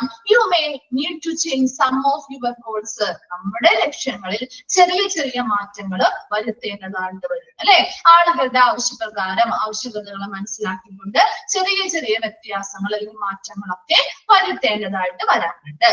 It helps to analyse some key questions. ഇനി ചില കുറച്ച് ക്വസ്റ്റ്യൻസിന് നമുക്ക് ഈ ഒരു മാർക്കറ്റ് റിസർച്ച് അനലൈസ് ചെയ്യുക അല്ലെങ്കിൽ വിശകലനം ചെയ്യുന്നത് വഴി ലഭ്യമാകുന്നുണ്ട്. എന്തൊക്കെയാന്ന് നോക്കിയേ. What are the similarities and dissimilarities between your practice and your competitors? നമ്മൾ കൊടുക്കുന്ന ആ ഒരു സേവനം അതുപോലെ നമ്മുടെ എതിരാളികൾ കൊടുക്കുന്ന ആ ഒരു സേവനങ്ങളും തമ്മിൽ എന്തൊക്കെ കാര്യങ്ങളിൽ സിമിലാരിറ്റികളുണ്ട്, സാമ്യങ്ങളുണ്ട്, അതുപോലെ എന്തൊക്കെ കാര്യങ്ങളിൽ ഡിസിമിലാരിറ്റീസ് അല്ലെങ്കിൽ എന്താണ് സാമ്യമില്ലായ്മയുണ്ട് എന്നുള്ളത് തിരിച്ചറിയാൻ പറ്റും. രണ്ടാമത്തതായിട്ട് പറയുന്നത് ഈ what makes your practice from your competitors? എന്തൊക്കെയാണ് നമ്മുടെ എതിരാളികൾ കൊടുക്കുന്ന സേവനത്തിൽ നിന്നും നമ്മുടെ ആ ഒരു സേവനത്തെ എങ്ങനെയാണ് വ്യത്യസ്തമാക്കുന്നത്, എന്തിലൂടെയൊക്കെയാണ് വ്യത്യസ്തമാക്കുന്നത്? Then is your location more desirable than your competitors? നമ്മുടെ ആ ഒരു കോമ്പറ്റീറ്റേഴ്സിന്റെയും നമ്മുടെയും ആ ഒരു നില ഒന്ന് കമ്പയർ ചെയ്തുകൊണ്ട് അവരുടെ നിലയേക്കാൾ ഒരു ഉയർന്ന അല്ലെങ്കിൽ നല്ലൊരു അഭികാമ്യമായിട്ടുള്ള ഒരു സ്ഥാനത്താണോ നമ്മളിപ്പോൾ നിൽക്കുന്നത് എന്നുള്ളത് മനസ്സിലാക്കാൻ പറ്റും. And do you promise a broader scope of services than the competitors? Competitors നൽകുന്നതിനേക്കാൾ കൂടുതൽ നല്ല വിശാലമായിട്ടുള്ള സേവനങ്ങളാണോ നമ്മൾ അവർക്ക് ഉറപ്പ് നൽകുന്നത്? അതുപോലെ is there a service you provide that no one else in the community presently offers? ഇപ്പൊ നൽകുന്ന ആ ഒരു സേവനം നമ്മൾ ആ ഒരു കമ്മ്യൂണിറ്റിയില് നിലവിൽ മറ്റാരും നൽകുന്നില്ല എന്നുള്ളത് കൂടി ഉറപ്പുവരുത്തുക. അപ്പൊ ഇതെല്ലാം ഈ ഒരു കാര്യങ്ങൾ ക്വസ്റ്റ്യൻസിനെല്ലാം നമുക്ക് എന്താണ് ക്വസ്റ്റ്യൻസിനെല്ലാം നമ്മൾ ഈ ഒരു അനലൈസ് ചെയ്യുന്നത് വഴി നമുക്ക് എന്താണ് ആൻസർ കിട്ടുകയും അത് നമുക്ക് കുറച്ചും കൂടി നമ്മുടെ ആ ഒരു പ്രൊഡക്റ്റ് ഡെവലപ്പ് ചെയ്യുന്നതുമായി ബന്ധപ്പെട്ട് എന്താണ് കുറച്ചും കൂടി ഹെൽപ്ഫുൾ ആയിരിക്കും അല്ലെ. ഇപ്പൊ നോക്കി അനലൈസ് ദ റിസർച്ചിൽ എന്തൊക്കെയാ നമ്മൾ പറഞ്ഞത്, ആ ഒരു മാർക്കറ്റ് റിസർച്ച് അനലൈസ് ചെയ്യുന്നത് വഴി നമുക്ക് ഒത്തിരി കാര്യങ്ങൾ മനസ്സിലാക്കാൻ പറ്റും. ആ കിട്ടുന്നതായിട്ടുള്ള ഇൻഫർമേഷൻസിനെല്ലാം നമ്മൾ ചുരുക്കി വളരെ അർത്ഥവത്തായിട്ടുള്ള ഫൈൻഡിങ്സ് അല്ലെങ്കിൽ കണ്ടെത്തലുകളായി മാറ്റുകയും അതിൽ നിന്ന് ഏത് തരത്തിലുള്ള ആളുകളാണ് നമ്മുടെ ആ ഒരു പ്രൊഡക്റ്റ് വാങ്ങാൻ വരുന്നത്, അതുപോലെ തന്നെ ഏതൊക്കെ മാർക്കറ്റിംഗ് തന്ത്രങ്ങൾ ഉപയോഗിച്ചാൽ നമ്മുടെ ഈ ഒരു പ്രാക്ടീസ് വളരെ നല്ല ബെസ്റ്റ് റിസൾട്ട് കിട്ടുന്നതാക്കി മാറ്റാൻ പറ്റും എന്നുള്ളത് അറിയാൻ പറ്റും. അതുപോലെ തന്നെ ഏത് തരത്തിലുള്ള നിലവിലുള്ള ആളുകൾക്കാണെങ്കിലും അല്ലെങ്കിൽ നമ്മുടെ വരാൻ പോകുന്ന കസ്റ്റമേഴ്സ് ആണെങ്കിലും അവരുടെ ആവശ്യകതകൾ എന്താണെന്ന് മനസ്സിലാക്കുകയും അതുപോലെ കൊടുക്കുന്ന സേവനത്തിന്റെ ആവശ്യമായി വരുന്ന കുറച്ച് ആളുകൾ ഉണ്ടാവുമല്ലോ, ആ ഒരു സേവനം നമ്മൾ മുന്നിൽ കണ്ടുകൊണ്ട് നമ്മൾ ആ ഒരു സേവനം എപ്പോഴും കൊണ്ടുവരുമ്പോൾ നമ്മൾ കുറച്ച് ആളുകളെ മുന്നിൽ കണ്ടുകൊണ്ടാണ് ചെയ്യുന്നത് അല്ലെ. അതൊരു പർട്ടിക്കുലർ ഏജിലുള്ളവരാവാം, പർട്ടിക്കുലർ ജെൻഡറിലുള്ളവരാവാം, ഏതെങ്കിലും ഒരു ലൊക്കേഷനിലുള്ളവരാവാം, അല്ലെങ്കിൽ ഏതെങ്കിലും ഒരു ഇൻകം ലെവലിലുള്ളവരാവാം. ഇങ്ങനെയുള്ള ടാർഗറ്റ് ഓഡിയൻസിനെ കണ്ടെത്തുക, അതിനും നമുക്ക് ഈ ഒരു മാർക്കറ്റ് റിസർച്ചിന്റെ അനലൈസേഷൻ വഴി സാധിക്കുന്നുണ്ട്. അതുപോലെ തന്നെ നമ്മുടെ ഗോൾസ് നമ്മൾ ഓൾറെഡി സെറ്റ് ചെയ്ത് വെച്ചിരിക്കുന്ന ഗോൾസിലേക്ക് എന്ത് ചെയ്യാൻ പറ്റും, തിരിഞ്ഞു നോക്കി എന്തെങ്കിലുമൊക്കെ മാറ്റങ്ങൾ വരുത്താനുണ്ടെങ്കിൽ അതെല്ലാം നമുക്ക് ഇപ്പോഴാണ് ഈ ശരിയായ സമയത്ത് ചെയ്യാനായിട്ട് ഈ ഒരു അനലൈസ് ദ റിസർച്ച് കൊണ്ട് സാധിക്കുന്നു. അതുപോലെ കുറച്ച് ക്വസ്റ്റ്യൻസിന് നമുക്ക് എന്ത് ചെയ്യണം, ആൻസറുകൾ കിട്ടണം അല്ലെ. എന്തൊക്കെയാണ് ക്വസ്റ്റ്യൻസ്, എന്തൊക്കെയാണ് നമ്മുടെ കോമ്പറ്റീറ്റേഴ്സും നമ്മളും കൊടുക്കുന്ന സേവനങ്ങൾ തമ്മിലുള്ള സാമ്യമുള്ളവ ഏതൊക്കെയാണ്, അല്ലെങ്കിൽ ഡിസിമിലാരിറ്റീസ് എന്തൊക്കെയാണെന്ന് മനസ്സിലാക്കാൻ പറ്റും. അതുപോലെ ആ ഒരു പ്രാക്ടീസ് നമ്മൾ കൊടുക്കുന്ന പ്രാക്ടീസ് അല്ലെങ്കിൽ നമ്മൾ കൊടുക്കുന്ന ആ ഒരു സേവനം നമ്മുടെ എതിരാളികളുമായി കമ്പയർ ചെയ്യുമ്പോൾ അത് എത്രത്തോളം നമ്മളെ അവരിൽ നിന്നും വ്യത്യസ്തരാക്കുന്നുണ്ട് എന്ന് മനസ്സിലാക്കാൻ പറ്റും. മൂന്നാമതായിട്ട് നമ്മുടെ ആ ഒരു സ്ഥാനം എന്ന് പറയുന്നത് ആ ഒരു കോമ്പറ്റീറ്റേഴ്സിനെ വെച്ച് നോക്കുമ്പോൾ നമ്മുടെ സ്ഥാനം അവരെക്കാൾ അഭികാമ്യമാണോ എന്നുള്ളത് മനസ്സിലാക്കാൻ പറ്റും. And do you promise A border scope of service than the competition, ആ ഒരു മത്സരാധിഷ്ഠിതമായിട്ട് അവര് കൊടുക്കുന്നതിനേക്കാൾ നല്ല രീതിയിലുള്ള വിശാലമായിട്ടുള്ള ഒരു സേവനമാണോ നമ്മൾ പ്രൊവൈഡ് ചെയ്യുന്നത് അല്ലെങ്കിൽ ഉറപ്പ് നൽകുന്നത് എന്നുള്ളത് മനസ്സിലാക്കാൻ പറ്റും. അതുപോലെ നിലവിൽ ഇപ്പോൾ കമ്മ്യൂണിറ്റിയിൽ ആരും നൽകാത്ത രീതിയിലുള്ള ഒരു സർവീസ് ആണോ നമ്മൾ കൊടുക്കുന്നത്, അത് നമുക്ക് അവർക്ക് ഉറപ്പ് നൽകാൻ പറ്റുമോ എന്നുള്ളത് കൂടി മനസ്സിലാക്കാനായിട്ട് ഈ റിസർച്ച് അനലൈസ് ചെയ്യുന്നത് കൊണ്ട് സാധിക്കുന്നു. ക്ലിയർ ആണോ? Analyse the research, analyse the research clear ആണോ? എന്താണ് ആ ഒരു റെസ്പോണ്ട് ഇല്ലാത്തെ? ഓക്കെ ഓക്കെ, നെക്സ്റ്റ് നോക്കി, ഐഡന്റിഫൈ ടാർഗറ്റ് ഓഡിയൻസ്. ഇനി എന്താണ് ഐഡന്റിഫൈ ടാർഗറ്റ് ഓഡിയൻസ്? ടാർഗറ്റ് ഓഡിയൻസിനെ ഐഡന്റിഫൈ ചെയ്യുക. Target audience may consist of patients of a certain age അല്ലെ. ടാർഗറ്റ് ഓഡിയൻസ് എന്ന് പറയുമ്പോൾ നമുക്കറിയാം ആരാണ്, പേഷ്യൻസ് ആണ് അല്ലെ. വരുന്ന പുതിയ പേഷ്യൻസിനെ തന്നെയാണ് നമ്മുടെ ടാർഗറ്റ് ഓഡിയൻസ്. നമ്മളൊരു സർവീസ് കൊടുക്കുമ്പോൾ ആ സർവീസിന് ആവശ്യമായി വരുന്നത് ആരാണ്, അവരെയാണ് നമ്മുടെ ടാർഗറ്റ് ഓഡിയൻസ് എന്ന് പറയുന്നത്. പുതിയതായി വരുന്ന ഓരോ പേഷ്യൻസും. അപ്പൊ അവര് ചിലപ്പോ ഒരു പ്രത്യേക ഏജിലുള്ളവരാവാം, ഒരു പ്രത്യേക ജെൻഡറിലുള്ളവരാവാം, ഒരു പ്രത്യേക ലൊക്കേഷനിലുള്ളവരാവാം.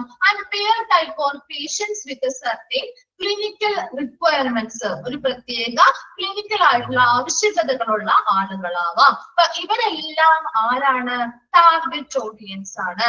അതൊരു പ്രത്യേക ഏജിലുള്ള പേഷ്യൻസ് ആവാം, ജെൻഡറിലുള്ളവരാവാം, ഏതെങ്കിലും ഒരു പർട്ടിക്കുലർ ലൊക്കേഷനിലുള്ളവരാവാം, അല്ലെങ്കിൽ എന്താ ഒരു പ്രത്യേക ക്ലിനിക്കൽ ആവശ്യകതകളുള്ള ആളുകളാവാം, പേഷ്യൻസ് ആവാം. ഇവരെല്ലാം നമ്മുടെ ടാർഗറ്റ് ഓഡിയൻസിൽ വരുന്നവരാണ് അല്ലെ. അപ്പൊ അവരെ കണ്ടെത്തുക, അതാരാണ്, ഏത് വിഭാഗമാണ് നമ്മുടെ ഈ ഒരു സർവീസ് അല്ലെങ്കിൽ പ്രൊഡക്റ്റ് ആവശ്യമായി വരുന്നത്, അവരെ കണ്ടെത്തുക. അതാണ് ഐഡന്റിഫൈ ദി ടാർഗറ്റ് ഓഡിയൻസ് എന്ന് പറയുന്നത്.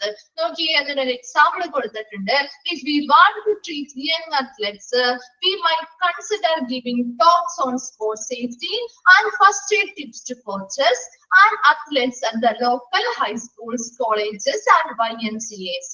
എന്താണ് ഇപ്പൊ നമ്മളൊരു ഹോസ്പിറ്റലിൽ നമ്മൾ അസ്യൂം ചെയ്യാം ഹോസ്പിറ്റലിൽ നമ്മളൊരു അത്ലറ്റ്സിന് വേണ്ടിയിട്ട് യങ് അത്ലറ്റ്സിന് വേണ്ടിയിട്ടുള്ള ഒരു ട്രീറ്റ്മെന്റ് ഫെസിലിറ്റി ഒരു സർവീസ് കൊടുക്കുന്നുണ്ടെന്ന് വിചാരിച്ചു. പുതിയതായിട്ട് നമ്മൾ കൊണ്ടുവരാൻ പോകുന്ന ഒരു സർവീസ് ആണ്, യങ് അത്ലറ്റ്സിന് വേണ്ടിയിട്ടുള്ളതാണ് ആ ഒരു സർവീസ് എന്ന് പറയുന്നത്. അപ്പൊ ആ ഒരു സർവീസ് എപ്പോഴും യങ് അത്ലറ്റ്സിന് വേണ്ടിയിട്ടാവുമ്പോ അവിടെ അവരുടെ ആവശ്യകതക്കനുസരിച്ചായിരിക്കണം ആ ഒരു സർവീസ് കൊടുക്കേണ്ടത് അല്ലെ. എന്നാലല്ലേ ആളുകൾ വരുള്ളൂ, കൂടുതലും അങ്ങനെയുള്ള അത്ലറ്റ്സ് നമ്മൾ ഈ ഒരു ഹോസ്പിറ്റൽ സേവനത്തിന് വേണ്ടി വരുന്നത്. അപ്പൊ അതിന് വേണ്ടിയിട്ട് നമ്മുടെ ലോക്കൽ ആയിട്ടുള്ള ഹൈസ്കൂളുകളാണെങ്കിലും കോളേജുകള്, ലോക്കൽ ആയിട്ടുള്ള സ്കൂളുകള്, ഹൈസ്കൂളുകള്, കോളേജ് ലെവലില് അല്ലെങ്കിൽ YMC എന്നുള്ള യൂത്ത് ഓർഗനൈസേഷൻസ് പോലെയുള്ള സംഘടനകള് അവരുടെയൊക്കെ അത്ലറ്റ്സുകളും കോച്ചുകളും ഉണ്ട്, അവരെ കോച്ച് ചെയ്യുന്ന ആളുകളും ഉണ്ടാവുമല്ലോ. അപ്പൊ അവരോട് എന്ത് ചെയ്യുക, അവരുടെ സ്പോർട്സ് സേഫ്റ്റിയുമായി ബന്ധപ്പെട്ട കാര്യങ്ങള്, ഫസ്റ്റ് എയ്ഡ് ടിപ്സുമായി ബന്ധപ്പെട്ട കാര്യങ്ങള്, അവരുടെ പ്രോബ്ലംസ് എന്തൊക്കെയാണ്, ഇപ്പൊ അവർ കുറെ കാര്യങ്ങൾ അവർ ഫേസ് ചെയ്യുന്നുണ്ടാവും അല്ലെ. ആ ഒരു പ്രോസസ് ആ സ്പോർട്സുമായി ബന്ധപ്പെട്ട് അവർ വർക്ക് ചെയ്യുമ്പോൾ അവരൊരുപാട് അവർക്ക് ആവശ്യകതകൾ ഉണ്ടാവുമല്ലോ, ഒരുപാട് അവരുടേതായ ബുദ്ധിമുട്ടുകൾ കാര്യങ്ങൾ ഉണ്ടാവും. അതെങ്ങനെ അവർക്ക് ട്രീറ്റ്മെന്റ് ചെയ്യണം, അല്ലെങ്കിൽ എന്തൊക്കെ സേവനങ്ങളാണ് അവർക്ക് ഇപ്പോൾ നിലവിൽ അവർക്ക് ലഭ്യമാകാതിരിക്കുന്നത്, അവരുടെ ആവശ്യകതകൾ കാര്യങ്ങളൊക്കെ മനസ്സിലാക്കുക. അങ്ങനെ മനസ്സിലാക്കിക്കൊണ്ടായിരിക്കണം ആ ഒരു സർവീസ് ഹോസ്പിറ്റലിൽ പുതിയതായി സ്റ്റാർട്ട് ചെയ്യാനായിട്ട്. അപ്പൊ അവരുടെ ആവശ്യകതകൾ എന്താണോ അത് മനസ്സിലാക്കുന്നതിന് വേണ്ടിയിട്ട് ഇവരെന്ത് ചെയ്യണം, ആ ഒരു കോച്ചസും അത്ലറ്റ്സും ഒക്കെ ആയിട്ട് എന്ത് ചെയ്യുക, നല്ല രീതിയിൽ ഒരു ചർച്ചകൾ നടത്തുകയാണ്. അപ്പൊ ആ ഒരു ചർച്ചകളിലൂടെ അവരുടെ സേഫ്റ്റിയുമായി ബന്ധപ്പെട്ട കാര്യങ്ങൾ സംസാരിക്കാം, ഫസ്റ്റ് എയ്ഡുകളുമായി ബന്ധപ്പെട്ട കാര്യങ്ങൾ സംസാരിക്കാം, അവരുടെ ആവശ്യകതകൾ എന്താണെന്ന് മനസ്സിലാക്കാം. അതിനനുസരിച്ചുള്ള ഒരു സർവീസ് ആണ് ഹോസ്പിറ്റലിൽ കൊടുക്കേണ്ടത്. എന്നാൽ മാത്രമേ ആ വിഭാഗത്തിലുള്ളവര് ഇത് അട്രാക്ട് ചെയ്ത് ആ ഒരു സർവീസിന് വേണ്ടി ഹോസ്പിറ്റലിലേക്ക് വരുള്ളൂ അല്ലെ. അവരുടെ ആവശ്യകതകൾ എന്താണോ അതിനനുസരിച്ചുള്ള സർവീസ് ഉണ്ടെങ്കിൽ അവർ എന്തായാലും വരും. അപ്പൊ അതിനനുസരിച്ചുള്ള രീതിയിലായിരിക്കണം ഒരു സേവനം, അല്ലെങ്കിൽ ആ ഒരു ടാർഗറ്റ് ഓഡിയൻസ് നമ്മുടെ ഇവിടെ പറയുന്നത് യങ് അത്ലറ്റ്സ് ആണ്. അപ്പൊ അവർക്കനുസരിച്ച് അവരുടെ ആവശ്യകതകൾക്കനുസരിച്ച് അവരെ കണ്ടെത്തി അവർക്ക് വേണ്ടതായിട്ടുള്ള സർവീസ് കൊണ്ടുവരിക. ക്ലിയർ ആണോ? Identify target audience. ക്ലിയർ ആയോ? Identify target audience. Okay. Next വരുന്നതാണ് ഡിറ്റർമൈൻ എ ബഡ്ജറ്റ്. എന്താണ് ഡിറ്റർമൈൻ എ ബഡ്ജറ്റ്? ഒരു ബഡ്ജറ്റ് നിർണയിക്കുക അല്ലെ. അപ്പൊ ചില കണക്കുകൾ അല്ലെ, ബഡ്ജറ്റ് എന്ന് പറഞ്ഞാൽ അതല്ലേ. Okay, examine financial information and come up with a marketing budget. എന്താ ചെയ്യേണ്ടത്? ഫിനാൻഷ്യൽ ഇൻഫർമേഷൻ, നമ്മുടെ ആ ഒരു സാമ്പത്തിക വിവരങ്ങൾ അല്ലെ, അപ്പൊ അതെന്ത് ചെയ്യുക, എക്സാമിൻ ചെയ്യുക അല്ലെങ്കിൽ പരിശോധിക്കുക. And come up with a marketing budget. ഇപ്പോഴും ഒരു മാർക്കറ്റിംഗ് ബഡ്ജറ്റ് തയ്യാറാക്കുമ്പോൾ ആദ്യം പരിശോധിക്കേണ്ടത് എന്താണ്? ഫിനാൻഷ്യൽ ഇൻഫർമേഷൻ അല്ലെങ്കിൽ സാമ്പത്തിക വിവരങ്ങൾ അല്ലെ. ഇപ്പൊ നമ്മുടെ വീടുകളിലാണെങ്കിൽ നമ്മൾ ഒരു പർച്ചേസിങ്ങിന് പോകുന്നതിന് മുൻപ് നമ്മളൊരു ബഡ്ജറ്റ് ഇടും ഇല്ലേ. നമ്മൾ ഇത്ര രൂപയ്ക്ക് നമുക്ക് പർച്ചേസ് ചെയ്യാം, നമ്മളൊരു ഏകദേശം റേഞ്ച് ഇട്ടിട്ടല്ലേ, ബഡ്ജറ്റ് ഇട്ടിട്ടല്ലേ നമ്മൾ പോകുന്നത്. അല്ലാതെ അതിൽ കൂടുതൽ അല്ലെങ്കിൽ എന്തെങ്കിലും നമ്മൾ തോന്നിയത് വാങ്ങാന്ന് പറഞ്ഞാലല്ലോ നമ്മൾ പോവുക. ഒരു ബഡ്ജറ്റ് ചിലപ്പോൾ ഒരു 1000 രൂപയാവാം അല്ലെങ്കിൽ ഒരു 2000 രൂപയാവാം, അതിനുള്ളിൽ ഒതുങ്ങിയ സാധനങ്ങൾ എന്നുള്ളൊരു ബഡ്ജറ്റ് ഇട്ടാണ് നമ്മൾ പോവുക അല്ലെ. അതുപോലെ തന്നെ ഇവിടെയാണ് ഒരു സേവനം ഉണ്ടാക്കുമ്പോഴും അതുപോലെ ഒരു പുതിയ പ്രൊഡക്റ്റ് ഉണ്ടാക്കുമ്പോഴാണെങ്കിലും ആ ഒരു മാർക്കറ്റിംഗുമായി ബന്ധപ്പെട്ട ബഡ്ജറ്റുകൾ തയ്യാറാക്കണമെങ്കിൽ അവരുടെ ആ സാമ്പത്തികമായ വിവരങ്ങൾ എന്തൊക്കെയാണെന്നുള്ളത് പരിശോധിക്കണം അല്ലെ. ഇപ്പൊ നമ്മുടെ ആണെങ്കിലും നമ്മുടെ ഇൻകം ലെവൽ എത്രയാണ് അതിനനുസരിച്ചല്ലേ നമ്മൾ ബഡ്ജറ്റ് തയ്യാറാക്കുന്നത്. അല്ലാതെ അതിൽ കൂടുതൽ പൈസ നമ്മൾ അധികം ചെലവാക്കാനായിട്ട് ശ്രമിക്കാറുണ്ടോ? ഇല്ല. അപ്പൊ ഇവിടെയും അവരുടെ സാമ്പത്തികമായിട്ടുള്ള വിവരങ്ങൾ മനസ്സിലാക്കി അതിനനുസരിച്ച് വേണം ഒരു മാർക്കറ്റിംഗ് ബഡ്ജറ്റ് തയ്യാറാക്കാനായിട്ട്. Then marketing budgets will be different by the type of market a practice is in, the age of a practice, and if the practice has marked before. ഇനി ഈ ഒരു ബഡ്ജറ്റുകളിലെ വ്യത്യാസങ്ങൾ വരാം. പല രീതിയിൽ നമുക്ക് ബഡ്ജറ്റുകൾ തയ്യാറാക്കാം. അതായത് ഏത് തരത്തിലുള്ള മാർക്കറ്റിംഗ് ആണ് നമ്മൾ ചെയ്യുന്നത്, ഏത് തരത്തിലുള്ള ഒരു പ്രാക്ടീസ് ആണ് നമ്മൾ ചെയ്യാൻ പോകുന്നത്, എങ്ങനെയാണ് ഇത് നമ്മൾ മാർക്കറ്റിംഗ് ചെയ്യാൻ പോകുന്നത്, എന്നതിനെ അടിസ്ഥാനമാക്കി. അതുപോലെ ഏജ് ഓഫ് എ പ്രാക്ടീസ്, എത്ര വർഷങ്ങളോളം ഈ ഒരു പ്രവൃത്തി നമ്മൾ ചെയ്യുന്നുണ്ട്. അതുപോലെ if the practice has marked before, ഇതിനു മുൻപ് നമുക്ക് ഇതിൽ മുൻപരിചയമുണ്ടോ എന്നതിന്റെയൊക്കെ ബേസിസിൽ ഓരോ വിഭാഗത്തെ കുറിച്ചുമുള്ള മാർക്കറ്റിംഗ് ബഡ്ജറ്റുകളിൽ വ്യത്യാസങ്ങൾ വരാം. അപ്പൊ അതൊരു എക്സാമ്പിൾ പറയുകയാണെങ്കിൽ ഇപ്പൊ ഒരു പുതിയതായിട്ടൊരു പ്രൊഡക്റ്റ് അല്ലെങ്കിൽ പുതിയൊരു ബിസിനസ് ചെയ്യുന്ന ആൾ, ആ ഒരാൾ ഒരു മാർക്കറ്റിംഗുമായി ബന്ധപ്പെട്ട ഒരു ബഡ്ജറ്റ് തയ്യാറാക്കണം. അവിടെ രണ്ട് ബിസിനസ്സുമായി ബന്ധപ്പെട്ട ഒരു ബഡ്ജറ്റ് തയ്യാറാക്കുന്നു. ആ ഒരു ബഡ്ജറ്റ് എന്ന് പറയുന്നത് എപ്പോഴും അയാൾക്കറിയില്ല, മുൻപ് അയാൾ ഇതിൽ ചെയ്ത് പരിചയമോ അല്ലെങ്കിൽ മുൻ വർഷങ്ങളിൽ അവർ ചെയ്തുകൊണ്ടിരുന്ന ഒരു ബിസിനസ്സോ അല്ല, പുതിയതായിട്ട് സ്റ്റാർട്ട് ചെയ്യാണ്. അപ്പൊ പുതിയതായിട്ട് സ്റ്റാർട്ട് ചെയ്യുമ്പോൾ ഓരോ സാധനങ്ങളും എത്ര അളവിൽ വേണം, എങ്ങനെ വേണം എന്നൊന്നും അവർക്ക് ഒരു ഐഡിയ ഉണ്ടാവില്ലല്ലോ. അവരൊരു ഏകദേശ കണക്കെടുത്ത് എന്ത് ചെയ്യും, സാധനങ്ങൾ വാങ്ങിക്കും. അതേസമയം അപ്പൊ ഇവരുടെ ബഡ്ജറ്റ് എന്താണ്, ഒരു കൃത്യമായിട്ടുള്ള ബഡ്ജറ്റ് ആയിരിക്കില്ല, അവർ കുറച്ച് കൂടുതലാവും അല്ലെ. അവരുടെ ബഡ്ജറ്റിന്റെ ആ ഒരു റേഞ്ച് എന്ന് പറയുന്നത് ഒരു സാധനങ്ങളൊക്കെ വാങ്ങി വരുമ്പോൾ കുറച്ച് കൂടുതൽ എമൗണ്ട് ആ ഒരു ബഡ്ജറ്റിൽ വരും. മാർക്കറ്റിംഗ് ബഡ്ജറ്റുമായി ബന്ധപ്പെട്ട് കുറച്ച് എമൗണ്ട് കൂടുതൽ വരും. അതേസമയം അതിൽ പരിചയമുള്ള ഒരാളാണെങ്കിൽ, ഇങ്ങനൊരു ബിസിനസ് ചെയ്ത് പരിചയമുള്ള ഒരാളാണെങ്കിൽ അവരുടെ മാർക്കറ്റിംഗ് ബഡ്ജറ്റ് എങ്ങനെയായിരിക്കും, അവർക്കറിയാം ഓരോ സാധനങ്ങൾ ഉണ്ടാക്കുകയാണെങ്കിൽ ഇത്ര റോ മെറ്റീരിയൽസ് അല്ലെങ്കിൽ ഇത്ര ആളുകൾ വേണം, ഇത്ര സാധനങ്ങൾ വേണം എന്നുള്ള രീതിയിൽ അവർ ബഡ്ജറ്റ് തയ്യാറാക്കുന്നത് അല്ലെ. അപ്പൊ ഒരുപാട് സാധനങ്ങൾ വേസ്റ്റ് വരാത്ത രീതിയിൽ കൃത്യമായിട്ട് ഉപയോഗിക്കാൻ പറ്റുന്ന രീതിയിലുള്ള ഒരു ബഡ്ജറ്റിലെ അവർ തയ്യാറാക്കുള്ളൂ. ഓൾറെഡി ചെയ്ത് പരിചയമുള്ളവര്, അവരുടെ മാർക്കറ്റിംഗ് ബഡ്ജറ്റ് എങ്ങനെയാണ്, കുറവായിരിക്കും. അതേസമയം പുതിയൊരാളാകുമ്പോൾ അവർക്ക് അതിൽ പരിചയങ്ങളില്ല. അപ്പൊ അവരെന്ത് ചെയ്യും, കുറച്ച് കൂടുതൽ. ഇപ്പൊ നമ്മളാണെങ്കിലും അങ്ങനെയല്ലേ, ഒരു പെട്ടെന്ന് നമുക്ക് ഒരു ഷോപ്പിങ്ങിന് പോയി, നമ്മളോട് നമ്മൾ ഇതുവരെ പോയിട്ടില്ല, നമ്മളൊരു സൂപ്പർ മാർക്കറ്റിൽ പോയി കുറച്ച് സാധനങ്ങൾ വാങ്ങിയിട്ട് വരാൻ പറഞ്ഞാൽ ആദ്യമായിട്ട് പോകുന്ന ആൾക്കാരാണെങ്കിൽ ഒരു ഐഡിയ ഉണ്ടാവില്ല അല്ലെ. അവര് തയ്യാറാക്കുന്നത് ചിലപ്പോ എല്ലാം, ചിലപ്പോ കുറെ ആവശ്യമില്ലാത്ത കുറെ സാധനങ്ങൾ വരും, ഒരുപാട് എമൗണ്ടിൽ വാങ്ങിച്ചിട്ട് വരും അല്ലെ. അങ്ങനെയല്ലേ നമ്മുടെ വീടുകളിലേക്ക് ഒരു സാധനം പരിചയമില്ലാത്ത ഒരാളെ വിട്ട് കഴിഞ്ഞാലോ ചിലപ്പോ നമുക്ക് അധികം ഉപയോഗിക്കാത്ത സാധനങ്ങൾ ചിലപ്പോ 1 കിലോയോ 2 കിലോ ഒക്കെ വെച്ച് വാങ്ങിയിട്ട് വരും. ആവശ്യമുള്ള സാധനങ്ങൾ ചിലപ്പോഴോ കുറവായിരിക്കും വാങ്ങിക്കാം. അപ്പൊ നമ്മുടെ ആ ഒരു ബഡ്ജറ്റിന്റെ അനുസരിച്ച് ചിലപ്പോൾ നിൽക്കില്ല അല്ലെ. അതേസമയം സ്ഥിരം പോയി വാങ്ങുന്ന ആളുകളാണെങ്കിലോ അവർക്കറിയാം കൃത്യമായിട്ടുള്ള എന്തൊക്കെ സാധനങ്ങൾ, കൃത്യമായ കണക്കും കാര്യങ്ങളും അറിയാം. അപ്പൊ നമ്മുടെ ബഡ്ജറ്റ് കുറവ് മതി. മനസ്സിലായോ അതിന്റെ വ്യത്യാസം? അപ്പൊ ആ രണ്ട് രീതിയിൽ എത്രത്തോളം ഇതിൽ പരിചയമുണ്ട്, എത്ര വർഷം ഈ ഒരു ബിസിനസ് ചെയ്യുന്നുണ്ട്, അല്ലെങ്കിൽ ഈ പ്രാക്ടീസ് എങ്ങനത്തെ തരമാണ് എന്നതിനനുസരിച്ചൊക്കെ ആ മാർക്കറ്റ് ബഡ്ജറ്റുകളിൽ വ്യത്യാസങ്ങൾ വന്നേക്കാം. മാർക്കറ്റ് ബഡ്ജറ്റ് തയ്യാറാക്കുമ്പോൾ ആ വ്യത്യാസങ്ങൾ കണ്ടേക്കാം. If the practice is new, ഇതൊരു പുതിയ പ്രൊഡക്റ്റ് ഉണ്ടാക്കുക അല്ലെങ്കിൽ പുതിയതായിട്ടുള്ള ഒരു പ്രാക്ടീസ് ആണ് എന്ന് തോന്നുകയാണ്, പുതിയൊരു ബിസിനസ് ആണെന്ന് വിചാരിക്കുക. We can hope to spend 10% or more of our annual gross income the first year for carry out the plan. ഇനി എന്താണ്, ഇതൊരു പുതിയ പ്രാക്ടീസ് ആണ്, പുതിയൊരു കാര്യമാണ് എന്നുള്ളത് മനസ്സിലാക്കുകയാണ്. ഇപ്പൊ നമ്മളൊരു പുതിയ ബിസിനസ് സ്റ്റാർട്ട് ചെയ്യാണ്. നിങ്ങളൊന്ന് ആലോചിച്ച് നോക്കി, we can hope to spend 10% or more of your annual gross income. എന്താണ്, വാർഷിക വരുമാനം. നമ്മൾ ആ ഒരു ബിസിനസ് ചെയ്ത് കിട്ടുന്ന, നമ്മൾ ആ ഒരു വർഷത്തിൽ കിട്ടുന്നതായിട്ടുള്ള ഒരു വാർഷിക വരുമാനത്തിന്റെ 10% അല്ലെങ്കിൽ അതിൽ കൂടുതലോ നമ്മൾ എന്ത് ചെയ്യണം, ആദ്യം തന്നെ അതിന് വേണ്ടിയിട്ട് സ്പെൻഡ് ചെയ്യേണ്ടതായിട്ട് വരും. ആണോ? നമ്മൾ ഒരു ബിസിനസ് സ്റ്റാർട്ട് ചെയ്യാണ്, സ്വന്തമായിട്ട് നമ്മൾ ഒരു ബിസിനസ് സ്റ്റാർട്ട് ചെയ്യാൻ പോവാണെന്ന് വിചാരിക്കാം. ആ ബിസിനസ് സ്റ്റാർട്ട് ചെയ്യുമ്പോൾ നമ്മൾ എപ്പോഴും നമുക്ക് അതിൽ നിന്ന് വരുമാനം കിട്ടിയിട്ടാണോ നമ്മൾ അത് സ്റ്റാർട്ട് ചെയ്യുന്നത്? അല്ല അല്ലെ. നമ്മൾ ആദ്യം കുറച്ച് തുക അതിന് വേണ്ടി ഇൻവെസ്റ്റ് ചെയ്യണം, മുടക്കണം വേണ്ടേ? അതിന് ശേഷമല്ലേ നമുക്ക് ആ ഒരു വർഷത്തിൽ ഓരോരോ മാസത്തിലായിരിക്കും നമുക്ക് അതിന്റെ കുറച്ചായിട്ട് പ്രോഫിറ്റുകൾ സെയിൽസ് ആവുന്നതിനനുസരിച്ചല്ലേ നമുക്ക് അതിന്റെ പ്രോഫിറ്റ് കിട്ടുക. അപ്പൊ അത് തന്നെ ഇവിടെയും പറയുന്നത്, സെയിൽസ് ആവുന്നതിനനുസരിച്ചാണ് നമുക്ക് പ്രോഫിറ്റ് കിട്ടുള്ളൂ.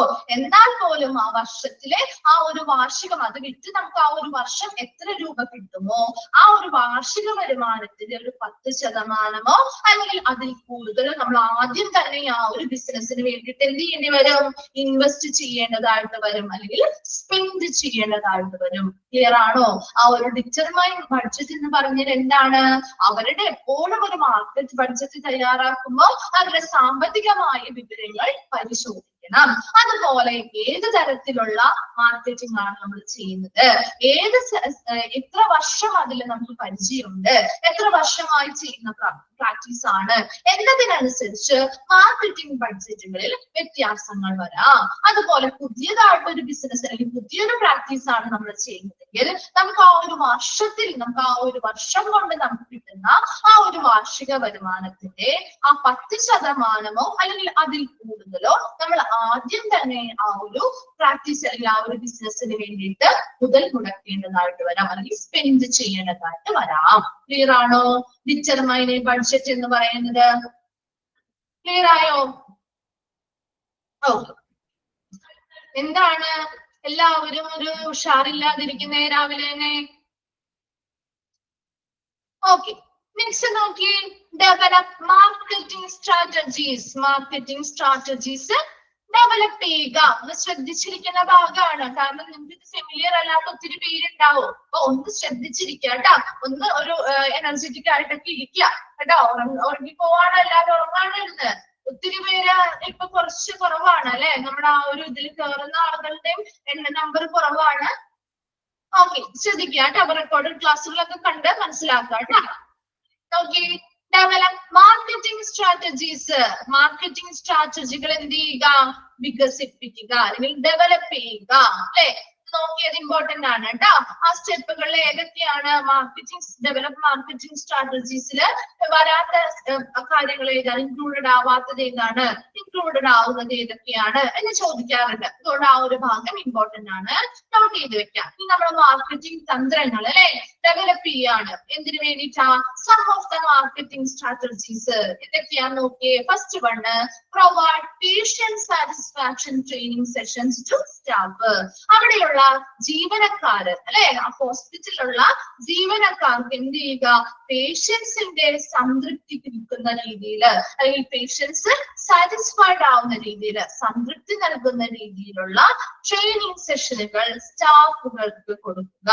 ഞാൻ അതിനൊരു എക്സാമ്പിൾ പറയാം. ഇപ്പൊ നമ്മള് ഹോസ്പിറ്റലിൽ ചെല്ലാണ്, നമ്മൾ പുതിയൊരു ഹോസ്പിറ്റലിലേക്ക് ചെല്ലുന്നു. അപ്പൊ നമുക്കറിയാം നമ്മൾ ആ ഒരു ഹോസ്പിറ്റലിൽ ചെല്ലുന്ന നമുക്ക് അവിടുത്തെ കാര്യങ്ങളൊന്നും അറിയില്ല.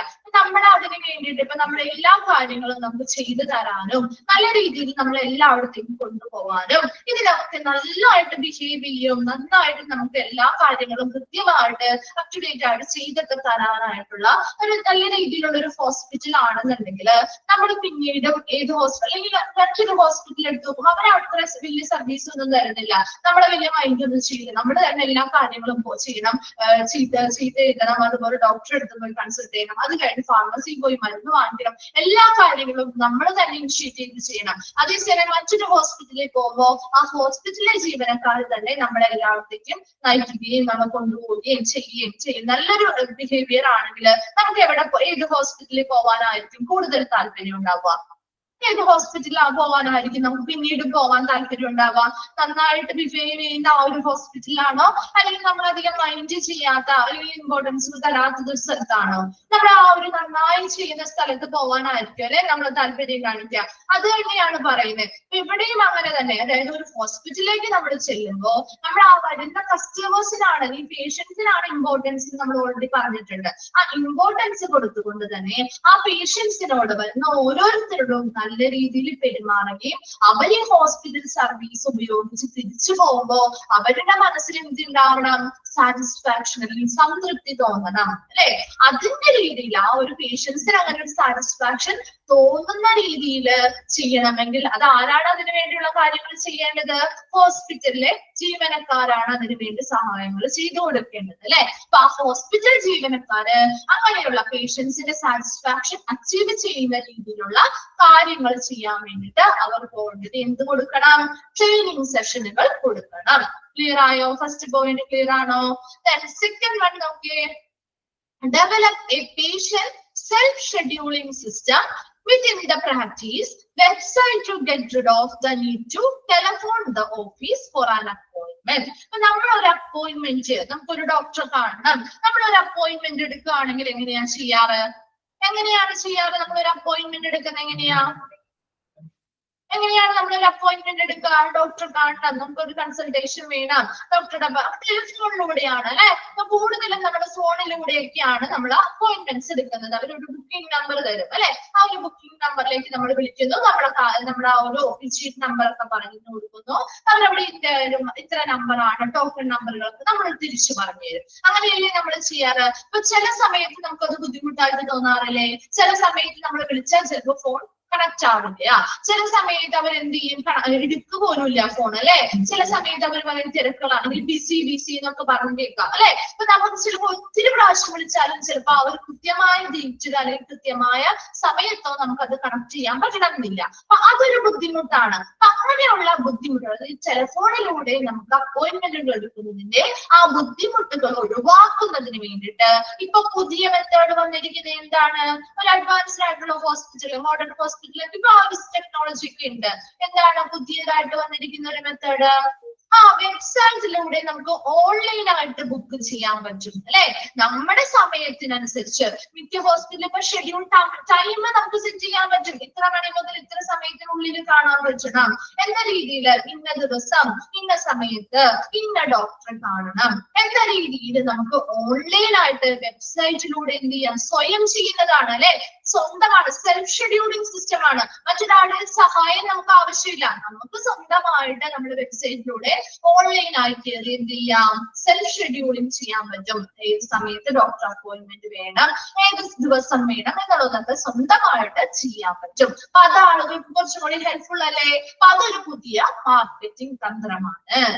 മൂന്നാമതായി പറയുന്നത് make the reception room better. നമ്മളെപ്പോഴും ഫസ്റ്റ് ഹോസ്പിറ്റലിലേക്ക് കയറി ചെല്ലുന്ന ആ ഒരു വിഭാഗം എന്ന് പറയുന്നത് റിസപ്ഷൻ ഏരിയയിലേക്കല്ലേ നമ്മൾ ചെയ്യുന്നത്. അപ്പൊ ആ ഒരു റിസപ്ഷൻ റൂം എന്ന് പറയുന്നത് എപ്പോഴും എന്തായിരിക്കണം, വളരെ ഡെക്കറേറ്റ് ചെയ്ത് നല്ല ബെറ്റർ ആക്കി അല്ലെങ്കിൽ മികച്ചതാക്കി വെക്കുക. First impression is the best impression എന്നല്ലേ പറയാറ്.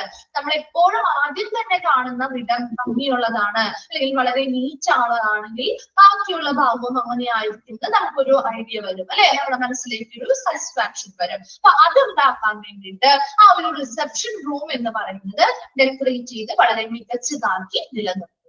ഓക്കെ, നെക്സ്റ്റ് നോക്കി, provide name tags for staff. അവിടെയുള്ള ജീവനക്കാർക്ക് എന്ത് കൊടുക്കുക, നെയിം ടാഗുകൾ പ്രൊവൈഡ് ചെയ്യുക. കണ്ടിട്ടില്ലേ, അവര് നെയിം ടാഗുകൾ ഇട്ട് നടക്കുന്നത് കണ്ടിട്ടില്ലേ. അപ്പൊ നെയിം ടാഗുകൾ പ്രൊവൈഡ് ചെയ്യുക.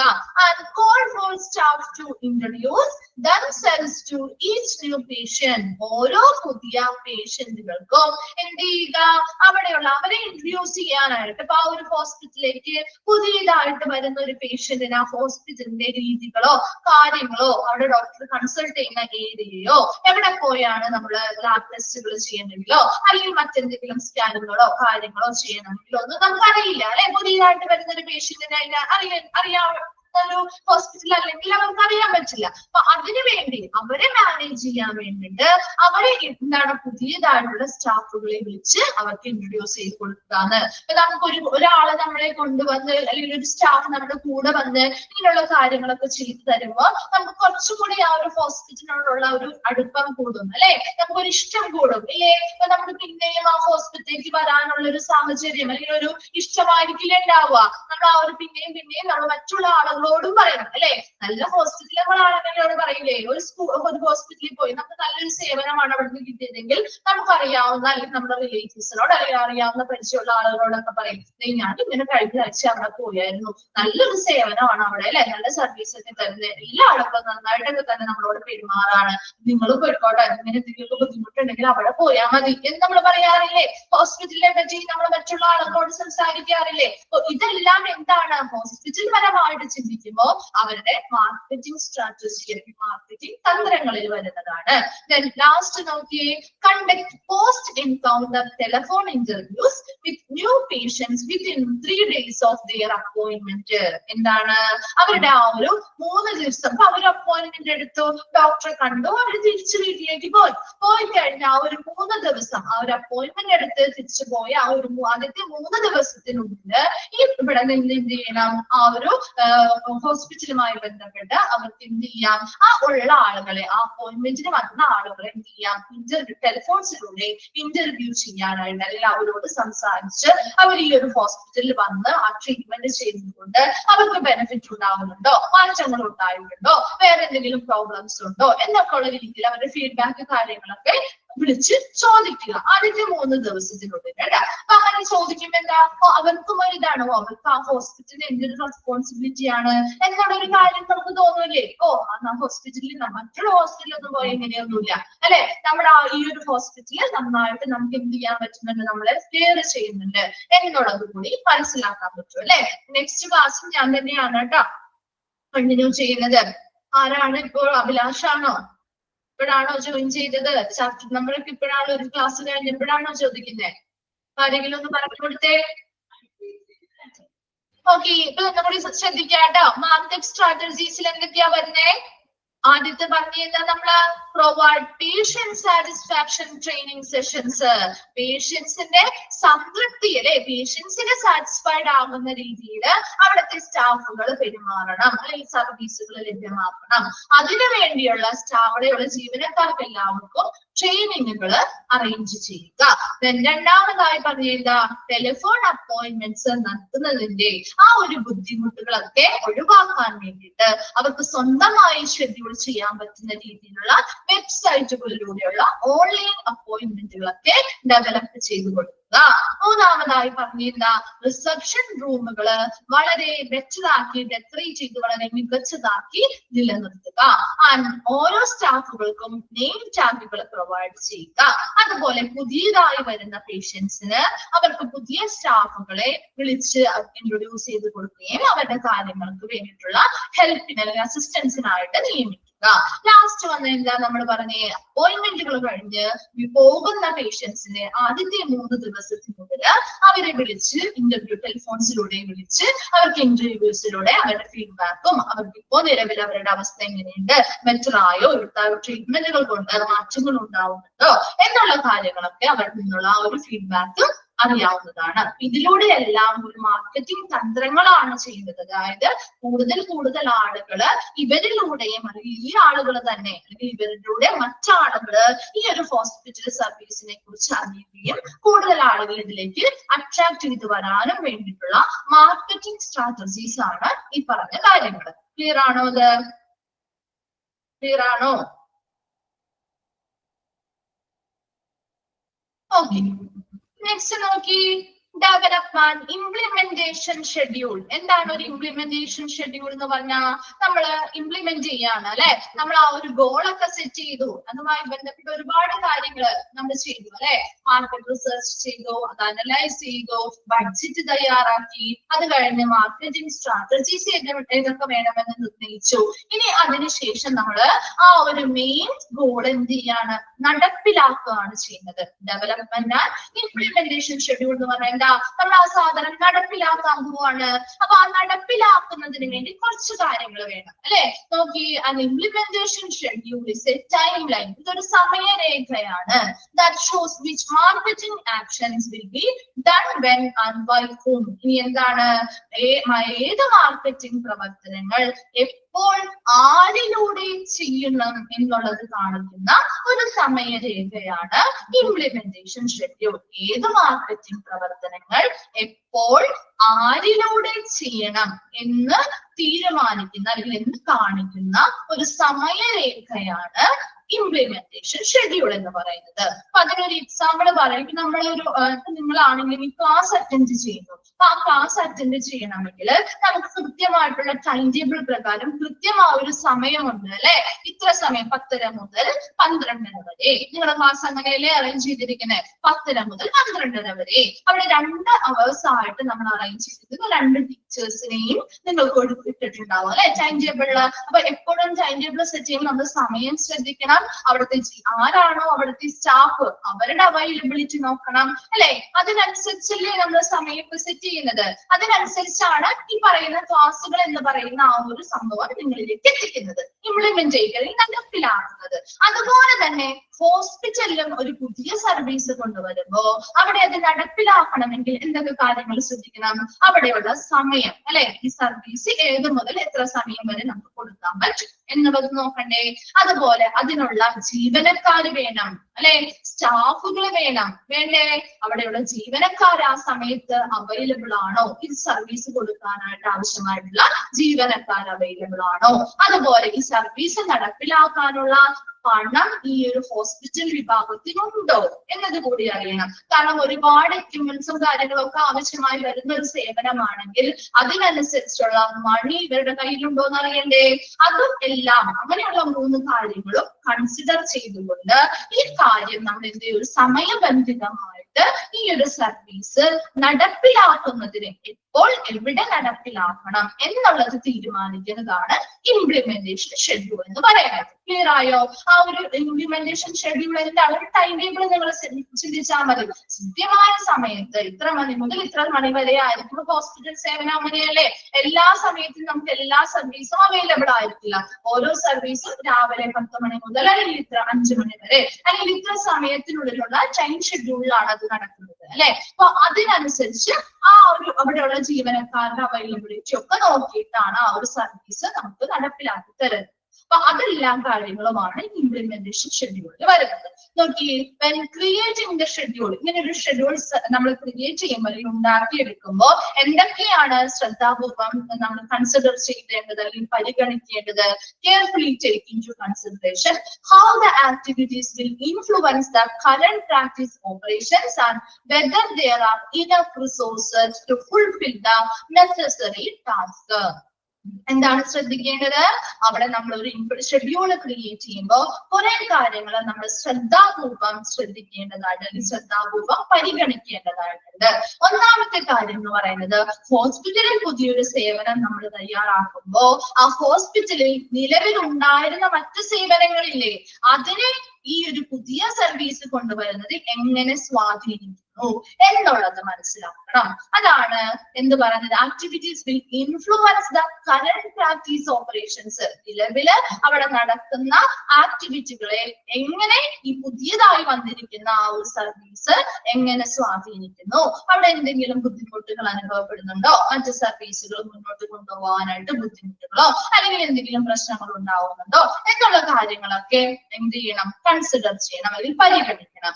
And where there are enough resources, നമ്മൾ നേരത്തെ പറഞ്ഞ കാര്യം, കൃത്യമായിട്ട് ആ ഒരു സാധനം നടപ്പിലാക്കാനായിട്ട് ജീവനക്കാരുണ്ടോ, സമയം എങ്ങനെയാണ്, അതുപോലെ പണമുണ്ടോ, കൃത്യമായിട്ട് അത് നടപ്പിലാക്കണമെങ്കിൽ അവരുടെ കയ്യിൽ പണം ഉണ്ടായിരിക്കണം അല്ലെ. ആ ഹോസ്പിറ്റലാണോ ആരാണോ അവിടുത്തെ നിർമ്മാതാവ് അവരുടെ കയ്യിൽ പണം ഉണ്ടോ, അങ്ങനെയുള്ള കാര്യം. ടു ഫുൾഫിൽ ദ നെസസറി ടാസ്കുകൾ, ആവശ്യമായിട്ടുള്ള എല്ലാ ജോലികളും ചെയ്യുന്നതിന് അല്ലെങ്കിൽ നിറവേറ്റുന്നതിന് ഇങ്ങനെയുള്ള റിസോഴ്സുകൾ അല്ലെങ്കിൽ വിഭവങ്ങൾ ഉണ്ടോ എന്നുള്ളത് കൂടി ഈ ഇംപ്ലിമെന്റേഷൻ ഷെഡ്യൂള് ക്രിയേറ്റ് ചെയ്യുമ്പോൾ കൺസിഡർ ചെയ്യേണ്ട കാര്യങ്ങളാണ്. ക്ലിയർ ആണോ? ഇവിടെ ഇംപ്ലിമെന്റേഷൻ ഷെഡ്യൂൾ എന്ന് പറയുന്നത് നമ്മൾ നടപ്പിലാക്കുകയാണ്. ആ ഒരു ഗോൾ എന്ന് പറയുന്നത് നമ്മൾ നടപ്പിലാക്കുന്നു. എപ്പോഴും അതൊരു സമയബന്ധിതമായിട്ടാണ് നമ്മൾ നടപ്പിലാക്കുന്നത്. ആവശ്യമായ സ്റ്റാഫുകളും ആവശ്യമായ മണിയും ടൈമും കൃത്യമായി വെച്ചുകൊണ്ടായിരിക്കും നമ്മൾ അത് നടപ്പിലാക്കുന്നത്. നിലവിലുള്ള സാധനം ആക്ടിവിറ്റീസിനെ ഈ പുതിയതായി വരുന്ന സർവീസുകൾ എങ്ങനെ ബാധിക്കുന്നു എന്നുള്ളത് മനസ്സിലാക്കണം. ഈ പറയുന്ന എല്ലാ റിസോഴ്സുകളും അവിടെ അവൈലബിൾ ആണോ എന്നത് കൂടി ഇത് നടപ്പിലാക്കുമ്പോൾ ശ്രദ്ധിക്കേണ്ടതായിട്ടുണ്ട്. ക്ലിയർ ആണോ? അത് development and implementation schedule clear ആണോ? ഓക്കെ, നെക്സ്റ്റ് വരുന്നതാണ് ക്രിയേറ്റ് ആൻഡ് ഇവാലുവേഷൻ പ്രോസസ്. എന്താണ് create an evaluation process? നോക്കിയേ, evaluate plans frequently by comparing your progress with the implementation schedule. ഇനി ഇവിടെ എന്താ, നമ്മൾ നടപ്പിലാക്കി കഴിഞ്ഞു അല്ലെ. ആ ഒരു ലക്ഷ്യം എന്ന് പറയുന്നത് നമ്മൾ നടപ്പിലാക്കി. ഇനി ആ നടപ്പിലാക്കിയ ലക്ഷ്യത്തെ നമ്മൾ എന്താ ചെയ്യുന്നത്, ഇവാലുവേഷൻ ചെയ്യുന്നോ അല്ലെങ്കിൽ വിലയിരുത്തുകയാണ് ചെയ്യുന്നത്.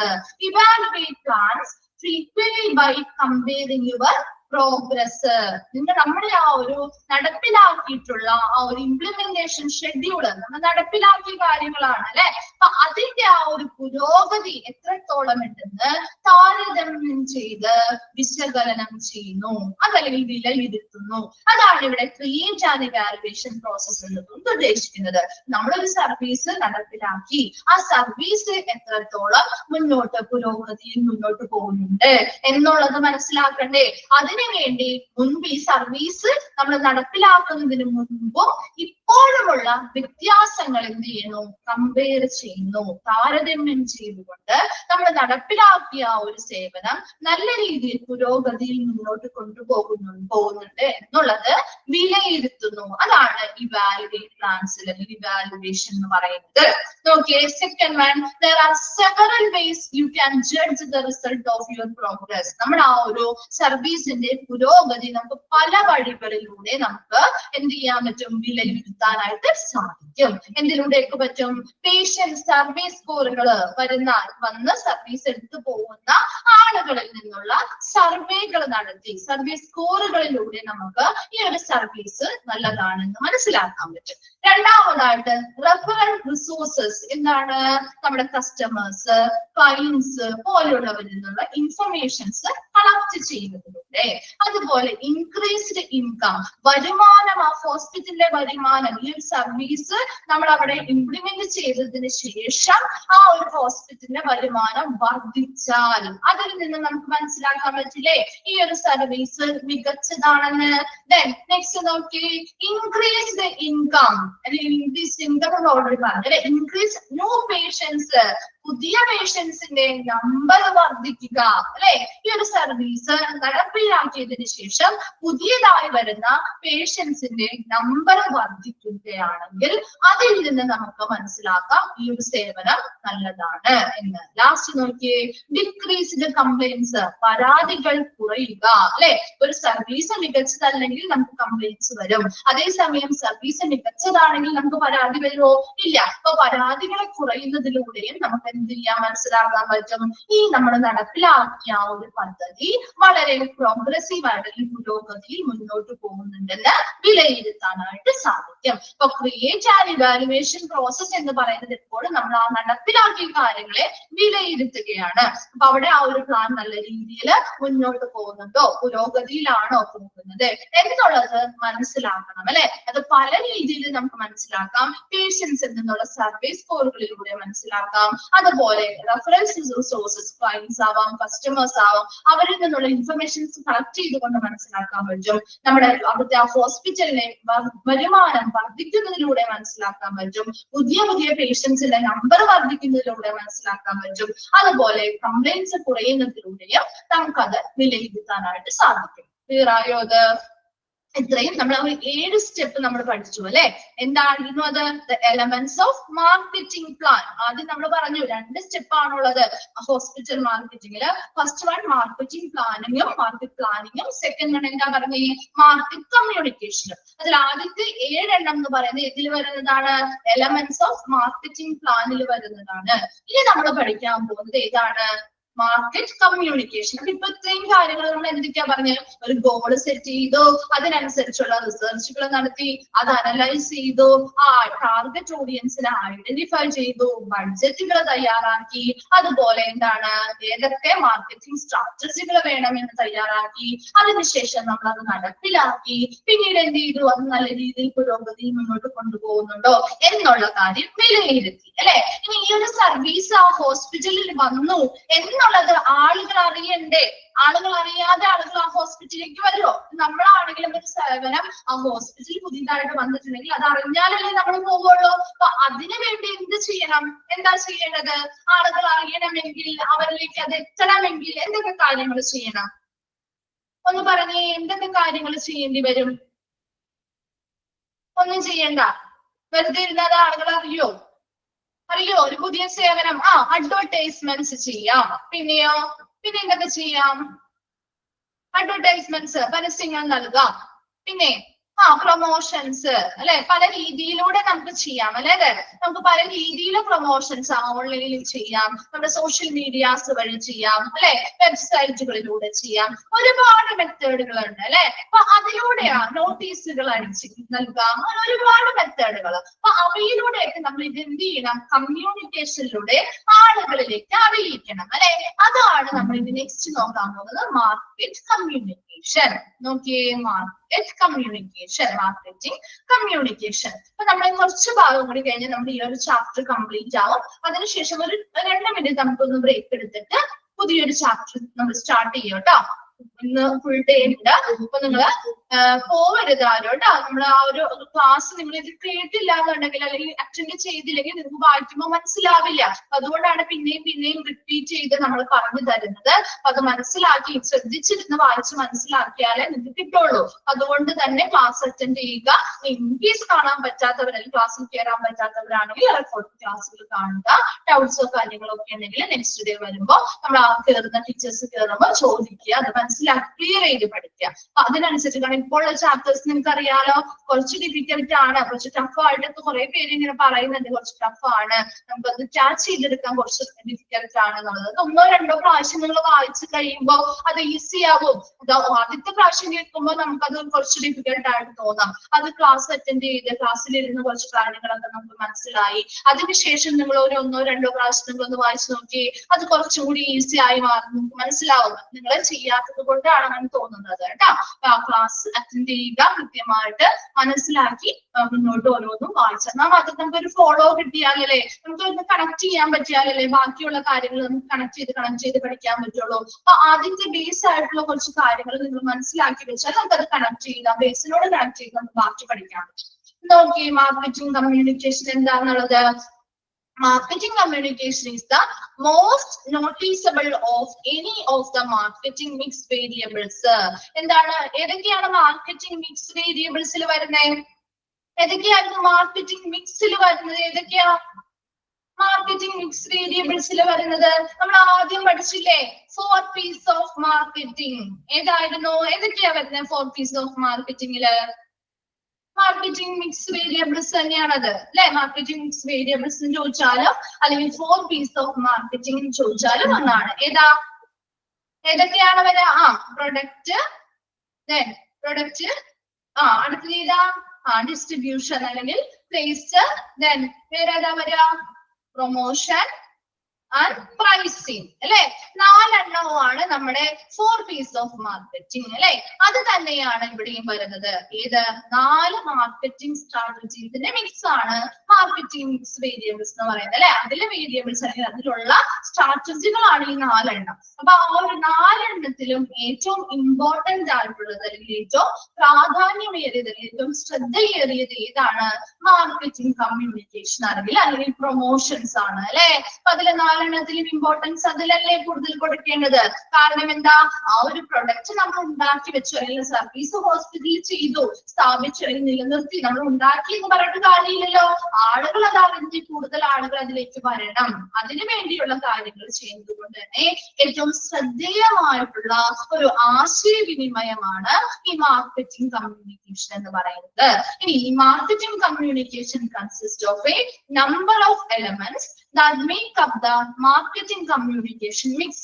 ഇനി ഒത്തിരി നമ്പർ ഓഫ് എലമെന്റ്സ് ഉൾപ്പെടുന്നതാണ് മാർക്കറ്റിംഗ് കമ്മ്യൂണിക്കേഷൻ മിക്സ് എന്ന് പറയുന്നത്. മാർക്കറ്റിംഗ് കമ്മ്യൂണിക്കേഷനിൽ ഒരുപാട് നമ്പർ ഓഫ് എലമെന്റ്സ് ഉൾപ്പെടുന്ന ഒരു മാർക്കറ്റിംഗ് കമ്മ്യൂണിക്കേഷൻ മിക്സ് ഉണ്ട്.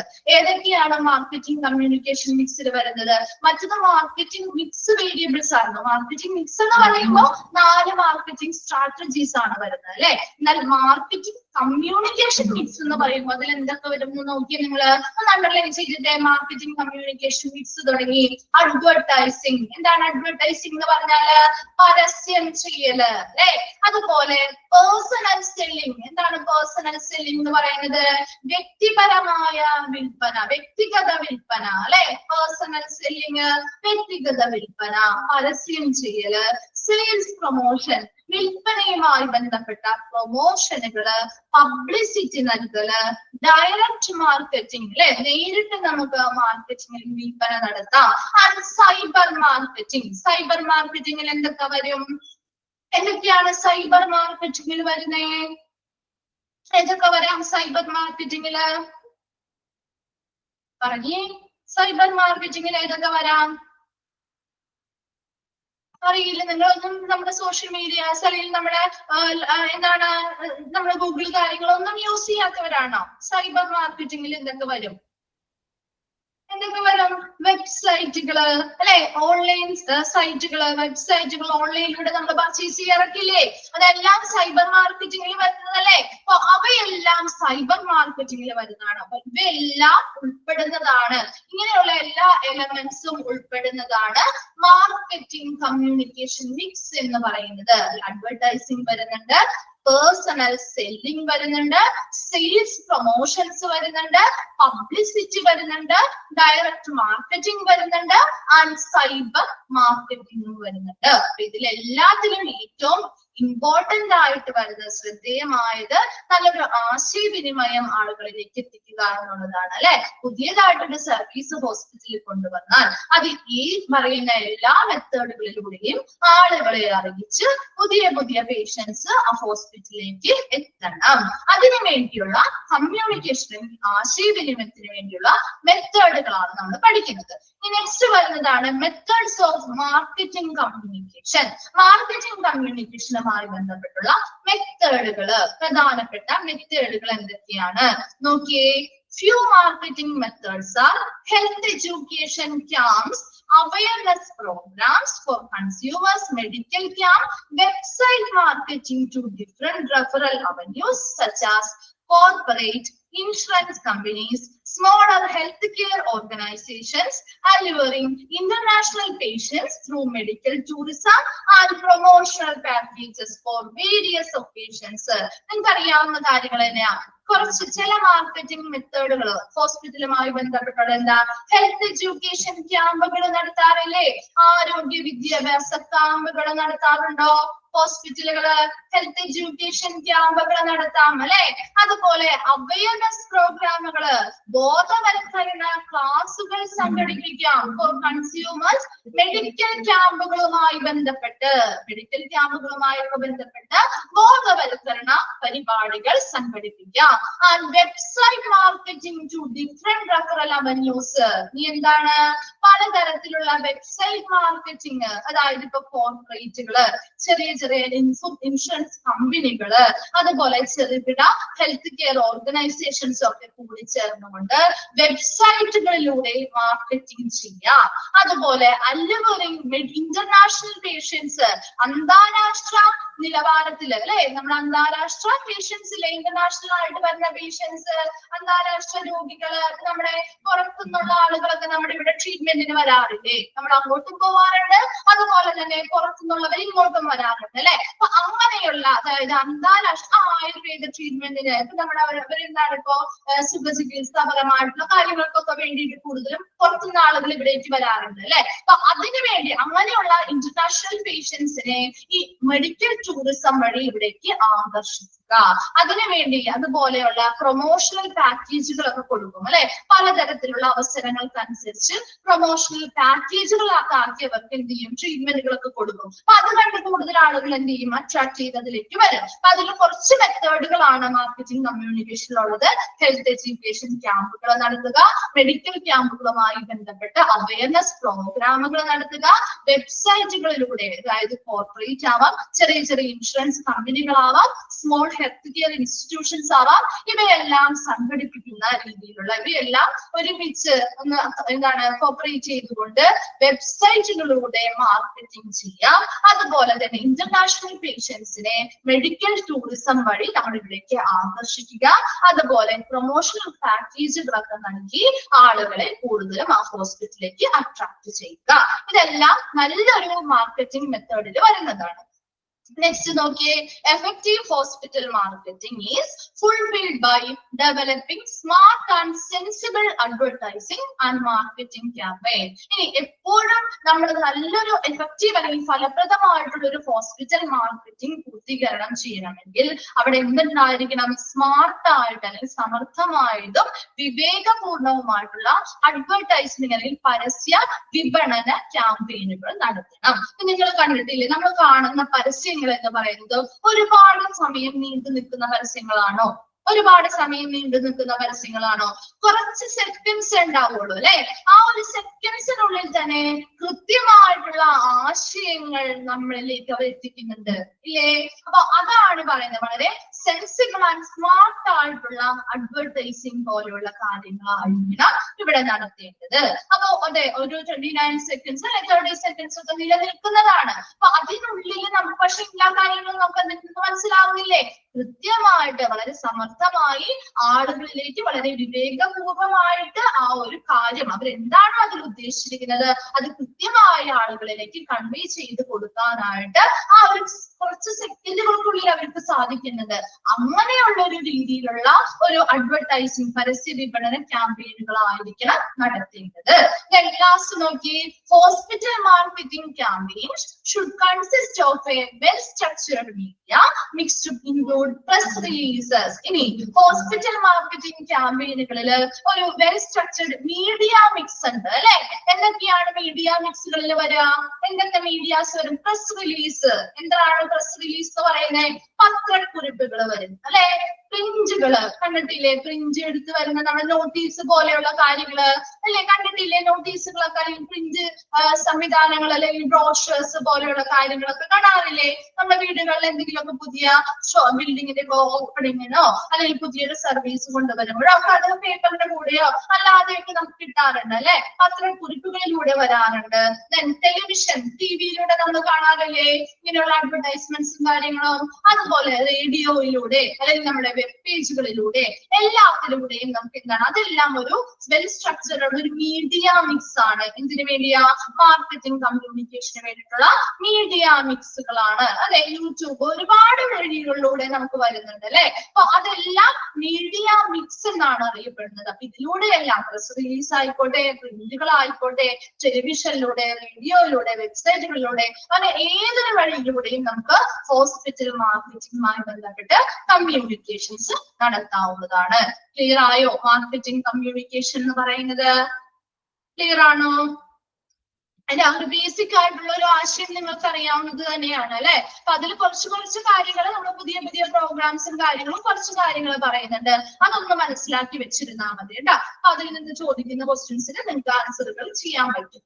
നോക്കി, ആ ഒരു ചാപ്റ്റർ നമ്മുടെ കംപ്ലീറ്റ് ആയി. മാർക്കറ്റിംഗ് എന്ന് പറയുന്ന ഒരു ചാപ്റ്റർ കംപ്ലീറ്റ് ആയി. കുറച്ച് ഒന്ന് വായിച്ച് മനസ്സിലാക്കി എടുക്കേണ്ട ഒരു ചാപ്റ്റർ ആണ്. ചെറിയൊരു ചാപ്റ്റർ ആണ്, പക്ഷെ വായിച്ചതിന്റെ ആ ഒരു മീനിങ്ങിലേക്ക് അല്ലെങ്കിൽ ആ ഒരു കോൺസെപ്റ്റ് മനസ്സിലാക്കി കഴിഞ്ഞാൽ അതിൽ നിങ്ങൾക്ക് ബേസ് ചെയ്ത് ബാക്കിയുള്ളത് മനസ്സിലാവും. അതല്ല വായിക്കാതെ ഇരുന്നെങ്കിൽ നിങ്ങൾക്ക് ഒരിക്കലും അതിലേക്ക് എത്താൻ പറ്റില്ല. ക്ലാസ് കണ്ടതുകൊണ്ട് മാത്രമല്ല, അതിന് കൂടുതൽ നിങ്ങൾ തന്നെ കുറച്ച് എഫേർട്ട് എടുത്ത് വായിച്ചതൊന്ന് മനസ്സിലാക്കി എടുക്കണം കേട്ടോ. ക്ലിയർ ആണോ? ആ ഒരു ചാപ്റ്റർ എല്ലാം മനസ്സിലായോ? നന്നായി മനസ്സിലായോ? ഫോളോ ചെയ്യാൻ പറ്റുന്നുണ്ടോ? ഓക്കെ. അപ്പൊ നമ്മൾ ഒരു 2 സെക്കൻഡ് ഒന്ന് ഫ്രഷ് ആയി ഒന്ന് വെള്ളം കുടിച്ച് ഒന്ന് ഫ്രഷ് ആയിട്ടിരിക്കാമോ? നെക്സ്റ്റ് ചാപ്റ്റർ 13 ആണ് കേട്ടോ. Hospital administration. നിങ്ങളുടെ കയ്യിൽ എത്രയാണ് നമ്പർ? 48. എത്രയാണ് നമ്പർ എടുക്കുന്നത്? Hospital administration. ഓക്കെ, ഒരു 2 സെക്കൻഡ്സ് ഉണ്ട്. ഒന്ന് വെള്ളം കുടിച്ച് ഒന്ന് ഫ്രഷ് ആയിട്ടിരിക്കുക. നമുക്ക് ബാക്കി പുതിയൊരു ചാപ്റ്റർ കണ്ടിന്യൂ ചെയ്ത് തുടങ്ങാം. ആരും ലീവ് ചെയ്ത് പോവരുത്.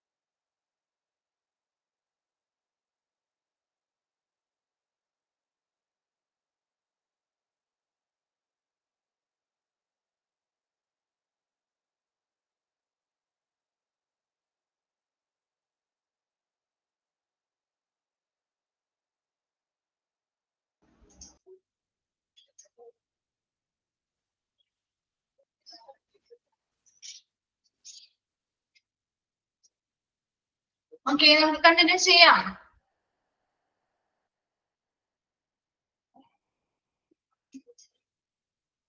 ഓക്കെ, അപ്പൊ നമ്മൾ പുതിയൊരു ചാപ്റ്റർ സ്റ്റാർട്ട് ചെയ്യാണ്. നമ്മൾ ഓൾറെഡി പറഞ്ഞിട്ടുണ്ടായിരുന്നു അല്ലെ, ചാപ്റ്റേഴ്സ് കഴിയുമ്പോഴാണ് നമ്മൾ മുൻപ് അങ്ങനെയായിരുന്നു, ഓരോ ചാപ്റ്റർ കഴിയുമ്പോൾ അതിൻ്റെതായ ക്വസ്റ്റ്യൻസ് തരുമായിരുന്നു ഒരു ചാപ്റ്ററുമായി ബന്ധപ്പെട്ട്. ഇപ്പൊ നമ്മൾ പറഞ്ഞിട്ടുണ്ട് ഓരോ ചാപ്റ്റേഴ്സും ടീച്ചേഴ്സ് ഏതൊക്കെയാണ് ചാപ്റ്റേഴ്സ് എടുക്കുന്നത് അതെല്ലാം കഴിഞ്ഞ് അവസാനമായിരിക്കും നമ്മൾ ഓരോ ചാപ്റ്ററിനെ ബേസ് ചെയ്തുള്ള കുറച്ച് ക്വസ്റ്റ്യൻസ് നിങ്ങൾക്ക് തരാം.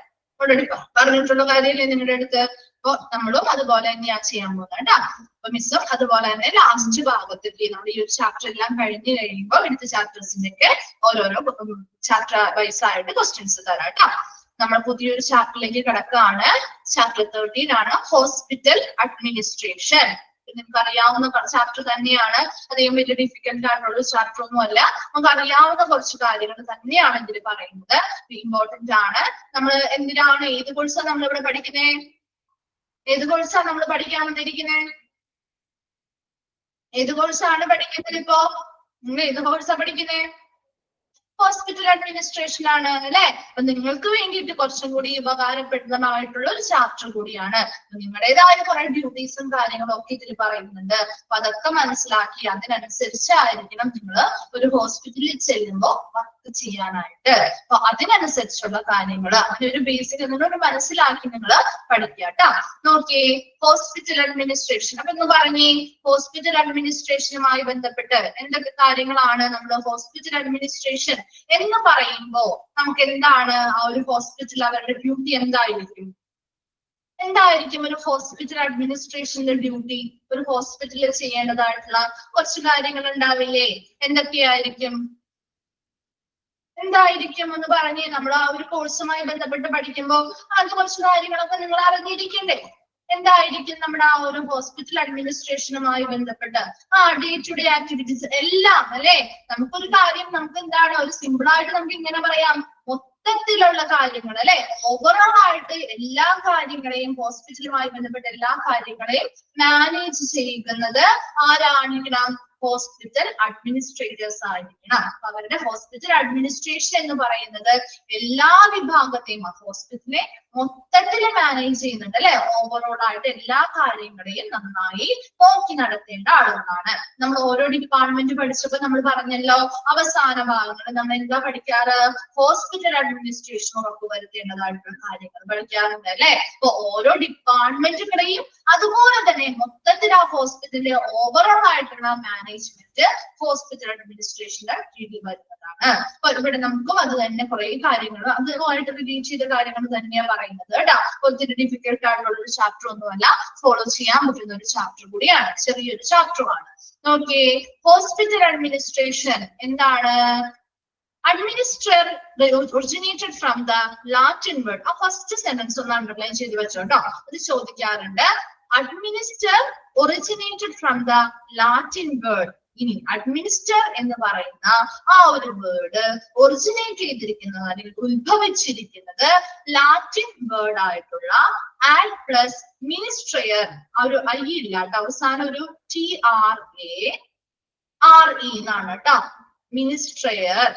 ഓക്കെ, ആഡ് പ്ലസ് മിനിസ്ട്രയർ എന്ന് പറയുന്ന ഒരു ലാറ്റിൻ വേർഡിൽ നിന്നുമാണ് അഡ്മിനിസ്റ്റർ എന്ന് പറയുന്ന വേർഡ് ഒറിജിനേറ്റ് ചെയ്തിരിക്കുന്നത് അല്ലെങ്കിൽ ഉത്ഭവിച്ചിരിക്കുന്നത്. എന്താണ് ഈ ലാറ്റിൻ വേർഡിന്റെ meaning? To care for or to look after people, to manage affairs. ആളുകളെ പരിപാലിക്കുന്നതിനോ അല്ലെങ്കിൽ ആളുകളെ ശ്രദ്ധിക്കുകയും അവരുടെ കാര്യങ്ങൾ കൈകാര്യം ചെയ്യുകയോ എന്നുള്ളതാണ് അതിന്റെ മീനിങ് വരുന്നത്. അപ്പൊ അഡ്മിനിസ്റ്റർ എന്ന് പറയുന്ന വേർഡ് ഒറിജിനേറ്റ് ചെയ്തിരിക്കുന്നത് ഉത്ഭവിച്ചിരിക്കുന്നത് ലാറ്റിൻ വേർഡ് ആയിട്ടുള്ള ആഡ് പ്ലസ് മിനിസ്ട്രയർ എന്ന് പറയുന്ന വേർഡിൽ നിന്നുമാണ്. ഇനി അതിന്റെ മീനിങ് എന്താ വരുന്നത്? To care for or to look after people, to manage affairs. ആളുകളെ പരിപാലിക്കുന്നതിനോ അല്ലെങ്കിൽ ആളുകളെ ശ്രദ്ധിച്ച് അവരുടെ കാര്യങ്ങൾ കൈകാര്യം ചെയ്യുന്നതിനോ എന്നാണ് അതിന്റെ മീനിങ് വരുന്നത്. Then administration is the activities of groups cooperating to fulfill common goals. അതാര് പറഞ്ഞിരിക്കുന്നതാണ്? Herbert A Simon. Herbert A Simon എന്ന് പറയുന്ന ഒരു വ്യക്തി, അദ്ദേഹം അഡ്മിനിസ്ട്രേഷൻ എന്താണെന്ന് നിർവചിച്ചിരിക്കുന്നതാണ് കൊടുത്തിരിക്കുന്നത്.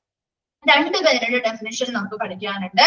ഒരെണ്ണം ഈ ഹെർബർട്ട് എ സൈമന്റെയും മറ്റൊരെണ്ണം ലുതർ ഗള്ളിക്കിന്റെയുമാണ്. അതിൽ ഹെർബർട്ട് എ സൈമൺ പറഞ്ഞിരിക്കുന്നത് അഡ്മിനിസ്ട്രേഷൻ എന്ന് പറഞ്ഞാൽ, അപ്പൊ ചോദിക്കാം ഈ രണ്ട് ഡെഫിനിഷനിൽ ഏതെങ്കിലും ഒരെണ്ണം തന്നിട്ട് ഇത് ആര് അഡ്മിനിസ്ട്രേഷനെ പറ്റി ഡിഫൈൻ ചെയ്തിരിക്കുന്നതാണ് എന്ന് ചോദിച്ചാൽ എഴുതാൻ അറിയണം കേട്ടോ. ആ രണ്ട് ഡെഫിനിഷനും നിങ്ങളൊന്ന് മനസ്സിലാക്കി ഡിഫറൻസ് മനസ്സിലാക്കി വെച്ച് പഠിച്ചാൽ മതി. ഹാർട്ട് ചെയ്ത് പഠിക്കണം എന്നില്ല കേട്ടോ. ആ ഒരു ഡിഫറൻസ് മനസ്സിലാക്കി വെച്ച് പഠിച്ചാൽ മതി. നോക്കിയേ, ഹെർബർട്ട് എ സൈമൺ എന്താണ് അഡ്മിനിസ്ട്രേഷൻ എന്നാ പറഞ്ഞിരിക്കുന്നത്? Is the administration is the activities of groups cooperating to fulfil common goals. പൊതുവായ ലക്ഷ്യങ്ങൾ അല്ലെ, കോമൺ ഗോൾസ് അല്ലെങ്കിൽ പൊതുവായ ലക്ഷ്യങ്ങൾ നിറവേറ്റുന്നതിനായി ഒരു ഗ്രൂപ്പ് ഓഫ് ആളുകളുടെ എന്താണ് കോപ്പറേറ്റ് ചെയ്യുക അല്ലെങ്കിൽ സഹകരിക്കുന്നതിനാണ് അല്ലെ. ആ ഒരു ആളുകൾ അങ്ങനെയല്ലേ. അഡ്മിനിസ്ട്രേഷൻ എന്ന് പറഞ്ഞാൽ എന്താണ്? അതിനുള്ളിൽ ഒരു വ്യക്തി മാത്രമല്ല അഡ്മിനിസ്ട്രേഷന് കീഴിൽ വരുന്നത്. ഒരു ഗ്രൂപ്പ് ഓഫ് ആളുകള് ഒരുമിച്ച് നിന്ന് സഹകരിച്ച് നിന്ന് പ്രവർത്തിക്കുന്നത് കൊണ്ടല്ലേ ആ ഒരു ഹോസ്പിറ്റലിൽ നല്ല രീതിയിൽ സുഗമമായിട്ട് മുന്നോട്ട് പോകുന്നത്. അപ്പൊ അത് തന്നെ ഇവിടെയും പറയുന്നേ. ഹെർബർട്ട് എ സൈമൺ പറഞ്ഞിരിക്കുന്നത് എന്താണ്? ഒരു പൊതുവായ ലക്ഷ്യം. ഇപ്പോഴും ഹോസ്പിറ്റലിൽ നല്ല രീതിയിൽ നല്ല ഗോൾസ് നേടുക, നല്ല ലക്ഷ്യത്തിലൂടെ എന്താണ് ഹോസ്പിറ്റൽ ലക്ഷ്യങ്ങൾ എന്ന് പറയുന്നത്? നല്ല നല്ല സർവീസ് ആളുകളിലേക്ക് കൊടുക്കുക, പുതിയ പുതിയ പേഷ്യൻസിനെ കൊണ്ടുവരിക, പുതിയ നല്ല നല്ല ട്രീറ്റ്മെന്റുകൾ ആളുകളിലേക്ക് കൊടുക്കുക. അങ്ങനെയുള്ള ഹോസ്പിറ്റലിന്റെ മിഷൻ എന്താണോ, ദൗത്യം അല്ലെങ്കിൽ ലക്ഷ്യം എന്താണോ, ആ പൊതുവായ ലക്ഷ്യം നിറവേറ്റുന്നതിന് വേണ്ടി ഒരു ഗ്രൂപ്പ് ഓഫ് ആളുകള് സഹകരിച്ചുകൊണ്ട് പ്രവർത്തിക്കുന്നതിനെയാണ് അഡ്മിനിസ്ട്രേഷൻ എന്ന് പറയുന്നത്. ക്ലിയറായോ? ഹെർബർട്ട് എ സൈമന്റെ ഡെഫിനിഷനിൽ പറഞ്ഞിരിക്കുന്നത് എന്താണ്? ഒരു ഫുൾഫിൽ എ കോമൺ ഗോൾസ്, പൊതുവായ ലക്ഷ്യങ്ങൾ നിറവേറ്റുന്നതിനായി ഒരു ഗ്രൂപ്പ് ഓഫ് ആളുകളുടെ പ്രവർത്തനം. എങ്ങനെയുള്ള പ്രവർത്തനമാണ്?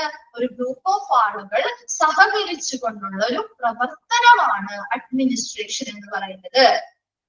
ഹെർബർട്ട് എ സൈമന്റെ ആ ഒരു ഡെഫിനിഷനും ക്ലിയർ ആണോ? മനസ്സിലായോ? അത് എന്താണ് ഒരു റെസ്പോൺസ് ഇല്ലാത്തെ? ഒന്ന് റെസ്പോണ്ട് ചെയ്തിരിക്കൂ. ഓക്കെ, നെക്സ്റ്റ് വരുന്നതാണ് ലുതർ ഗള്ളിക്കിന്റെ ഡെഫിനിഷൻ ആണ്. അതും ഒന്ന് നോട്ട് ചെയ്യാട്ടോ. Administration has to do getting things done with the fulfilment of objectives already defined. എന്താണ്? ഇതിനോടകം നിർണയിച്ചിട്ടുള്ള അല്ലെങ്കിൽ ഇതിനകം നിർവചിച്ചിട്ടുള്ള കാര്യങ്ങൾ അല്ലെങ്കിൽ ലക്ഷ്യങ്ങൾ അല്ലെ. Fulfilment of objectives already defined, ഇതിനകം നിർണയിച്ചിട്ടുള്ള അല്ലെങ്കിൽ നിർവഹിച്ചിട്ടുള്ള ലക്ഷ്യങ്ങളുടെ പൂർത്തീകരണത്തോടു കൂടിയായിരിക്കണം ഭരണം അല്ലെങ്കിൽ അഡ്മിനിസ്ട്രേഷൻ ആരംഭിക്കേണ്ടത്. അപ്പോ എപ്പോഴും നമ്മൾ എങ്ങനെയാ ഹോസ്പിറ്റലിൽ ഓരോ ഗോൾസ് അല്ലെങ്കിൽ ലക്ഷ്യങ്ങൾ നമ്മുടെ വ്യക്തിയും അല്ലെ, ആ ലക്ഷ്യങ്ങൾ നേടിയെടുത്തുകൊണ്ടാണ് ഓരോ ദിവസവും നമ്മൾ മുന്നോട്ട് പോകുന്നത്. അപ്പൊ ആ ലക്ഷ്യങ്ങൾ എന്തൊക്കെയാണ്? ആദ്യം നിർവചിച്ചിട്ടുള്ള ലക്ഷ്യങ്ങള് അത് ഏതൊക്കെയാണ്? അതിനനുസരിച്ച് അത് പുതിയതായിട്ട് നമ്മൾ കൊണ്ടുവരുന്ന ലക്ഷ്യമാണോ ആദ്യം പൂർത്തിയാക്കേണ്ടത്? ഓൾറെഡി നമ്മൾ തയ്യാറാക്കി വെച്ചിരിക്കുന്ന ലക്ഷ്യങ്ങൾ പൂർത്തീകരിച്ചുകൊണ്ടായിരിക്കണം അടുത്തതിലേക്ക് കിടക്കേണ്ടത് അല്ലെ. അപ്പൊ അതുപോലെ അതായത് ഇതിനകം നിർവചിച്ചിട്ടുള്ള ലക്ഷ്യങ്ങളുടെ പൂർത്തീകരണത്തോടു കൂടിയായിരിക്കണം അഡ്മിനിസ്ട്രേഷൻ ആരംഭിക്കേണ്ടത്, അല്ലെങ്കിൽ അങ്ങനെയായിരിക്കണം ആ ഭരണം വരേണ്ടത്. ഇപ്പൊ ഹോസ്പിറ്റലുമായി ബന്ധപ്പെട്ടുള്ള ലക്ഷ്യങ്ങൾ പൂർത്തീകരിക്കുമ്പോൾ ഇതിനോടകം നിർവചിച്ചിട്ടുള്ള ഇതിനോടകം നിർവചിച്ചിട്ടുള്ള ലക്ഷ്യങ്ങൾ പൂർത്തീകരിച്ചുകൊണ്ടായിരിക്കണം അടുത്ത ലക്ഷ്യങ്ങളിലേക്ക് വരേണ്ടത്. അങ്ങനെയായിരിക്കണം അവരുടെ ഭരണം നടക്കേണ്ടത് എന്നാണ് ആര് പറഞ്ഞത്? ലുതർ ഗള്ളിക്ക് പറഞ്ഞത്. രണ്ട് ഡെഫിനിഷൻ നമ്മൾ പറഞ്ഞു. ഹെർബർട്ട് സൈമന്റെയും ലുതർ ഗള്ളിക്കിന്റെയും ഡെഫിനിഷൻ പറഞ്ഞു. ക്ലിയർ ആണോ? അത് ക്ലിയർ ആണോ?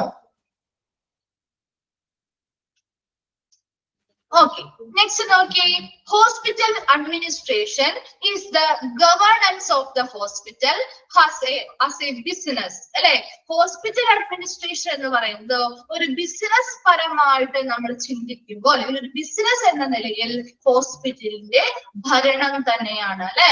ഹോസ്പിറ്റൽ അഡ്മിനിസ്ട്രേഷൻ എന്ന് പറഞ്ഞാൽ ഒരു ബിസിനസ് എന്ന നിലയിൽ ഹോസ്പിറ്റലിന്റെ ഭരണം തന്നെയാണ്. Administration is made up of many healthcare managers and executives who handle individual departments. ഇനി അഡ്മിനിസ്ട്രേഷൻ എന്ന് പറയുന്നതിൽ ആരൊക്കെ ഉൾപ്പെടുന്നുണ്ട്? പല ഹെൽത്ത് കെയർ മാനേജേഴ്സും പല എക്സിക്യൂട്ടീവുകളും ഹു ഹാൻഡിൽ ഇൻഡിവിജ്വൽ ഡിപ്പാർട്ട്മെന്റ്സ്, വ്യക്തിഗതമായിട്ടുള്ള വിഭാഗങ്ങൾ അല്ലെങ്കിൽ ഇൻഡിവിജ്വൽ ഡിപ്പാർട്ട്മെന്റ്സ് കൈകാര്യം ചെയ്യുന്നതിനായിട്ട് പല ഹെൽത്ത് കെയർ മാനേജേഴ്സും പല എക്സിക്യൂട്ടീവുകളും അടങ്ങുന്നതാണ് ഒരു അഡ്മിനിസ്ട്രേഷൻ വിഭാഗം എന്ന് പറയുന്നത്. ഒരു വ്യക്തിയല്ല അല്ലെ, അതിന് കീഴില് പല ഹെൽത്ത് കെയർ മാനേജേഴ്സ് വരുന്നുണ്ട്, പല എക്സിക്യൂട്ടീവുകൾ വരുന്നുണ്ട്. അവരെന്താണ് ഹാൻഡിൽ ചെയ്യുന്നത് അല്ലെങ്കിൽ കൈകാര്യം ചെയ്യുന്നത്? ഇൻഡിവിജ്വൽ ഡിപ്പാർട്ട്മെന്റുകളാണ് കൈകാര്യം ചെയ്യുന്നത്. Then they are in charge of all the administrative and management functions of the respective department. ഇനി എന്താണ് ഇവരുടെ പ്രധാന ഡ്യൂട്ടി അല്ലെങ്കിൽ ചുമതല എന്ന് പറയുന്നത്? of all the administrative and management functions of the respective department. അതാത് ഡിപ്പാർട്ട്മെന്റുകളുടെ ഭരണപരമായിട്ടുള്ള കാര്യങ്ങള് അതുപോലെ തന്നെ പ്രവർത്തനങ്ങളെ മാനേജ് ചെയ്യുക എന്നുള്ള ചുമതലയാണ് പ്രധാനമായിട്ടും ഹോസ്പിറ്റൽ അഡ്മിനിസ്ട്രേറ്റേഴ്സിന് ഉള്ളത്. എന്തൊക്കെയാണ്?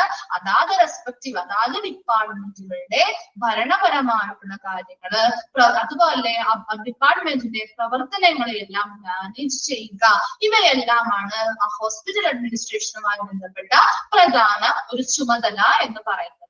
എന്തൊക്കെയാണ് ഇത്രയും നേരം പറഞ്ഞതൊന്നും നമുക്കൊന്ന് ഒന്നുകൂടി പറഞ്ഞിട്ട് ബാക്കി ഭാഗത്തേക്ക് പോവാം കേട്ടോ. അപ്പൊ അഡ്മിനിസ്റ്റർ എന്ന് പറയുന്ന വേർഡ് ഒറിജിനേറ്റ് ചെയ്തിരിക്കുന്നത് ലാറ്റിൻ വേർഡ് ആയിട്ടുള്ള ആഡ് പ്ലസ് മിനിസ്ട്രിയർ എന്ന് പറയുന്നതിൽ നിന്നുമാണ്.